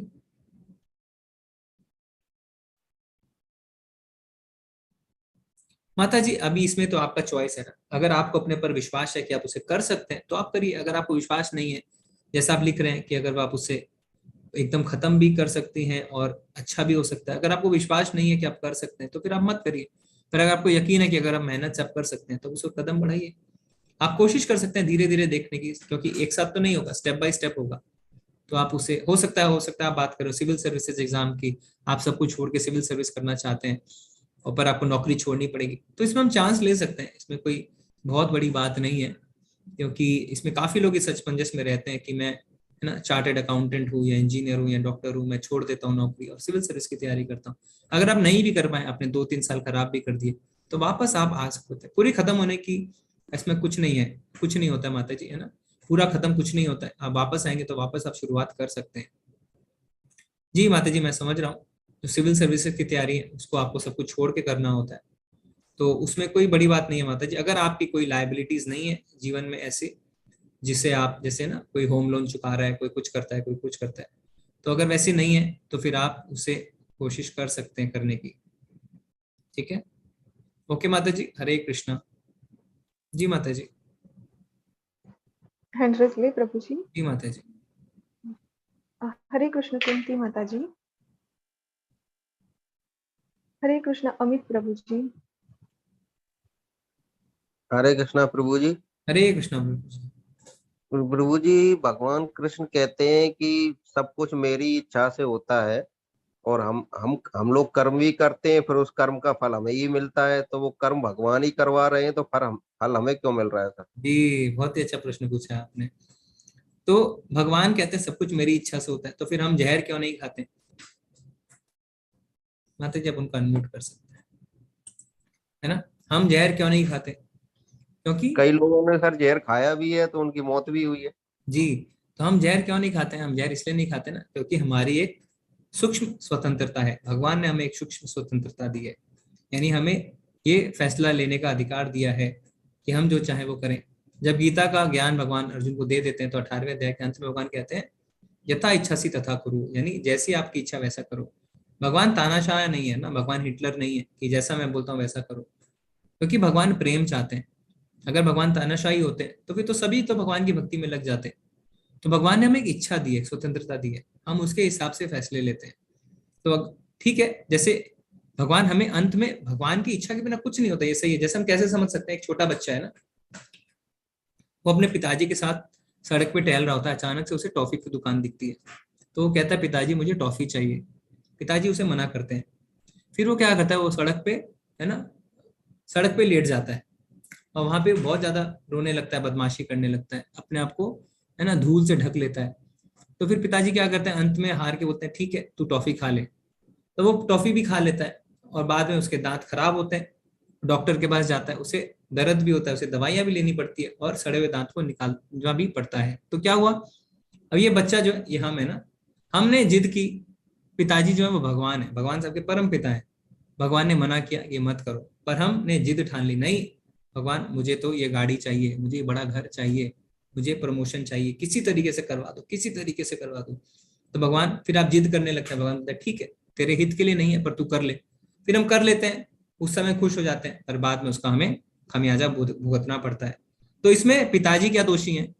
आप कह सकते हैं पिताजी ने परमिशन दी, पर क्या दोष पिताजी का? नहीं, पिताजी ने परमिशन दी पर पिताजी ने आपको चेताया भी था, है ना। तो आपके कर्मों का फल आपको मिल रहा है, बच्चे के कर्म का फल बच्चे को मिल रहा है, उसके दांत सड़ गए, तो अपने कर्मों का फल हमें मिलेगा। भगवान इच्छा भगवान के परमिशन से होता है, पर हम नहीं मानते तो भगवान परमिशन देते हैं, पर भगवान हमें चेताते भी हैं कि हमें नहीं करना है। ठीक है प्रभु जी?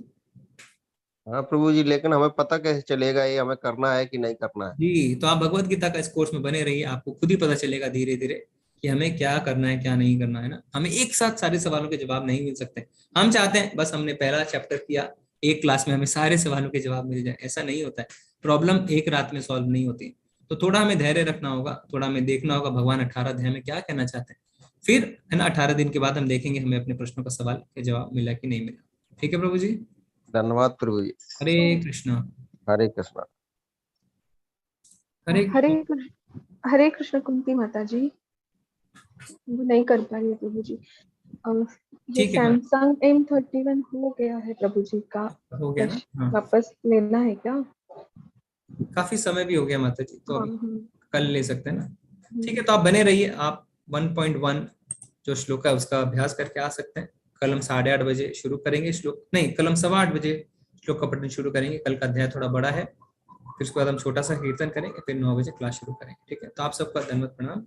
वांछा कल्पतरुभ्यश्च कृपा सिंधु एव च पतितनां पावनेभ्यो वैष्णवेभ्यो नमो नमः। अनंत कोटि वैष्णव वृंद की जय, श्री प्रभुपाद की जय। हरे कृष्ण, सभी को धन्यवाद, प्रणाम। हरे कृष्ण प्रभु जी, दंडवत प्रणाम। माता जी, हरे कृष्ण।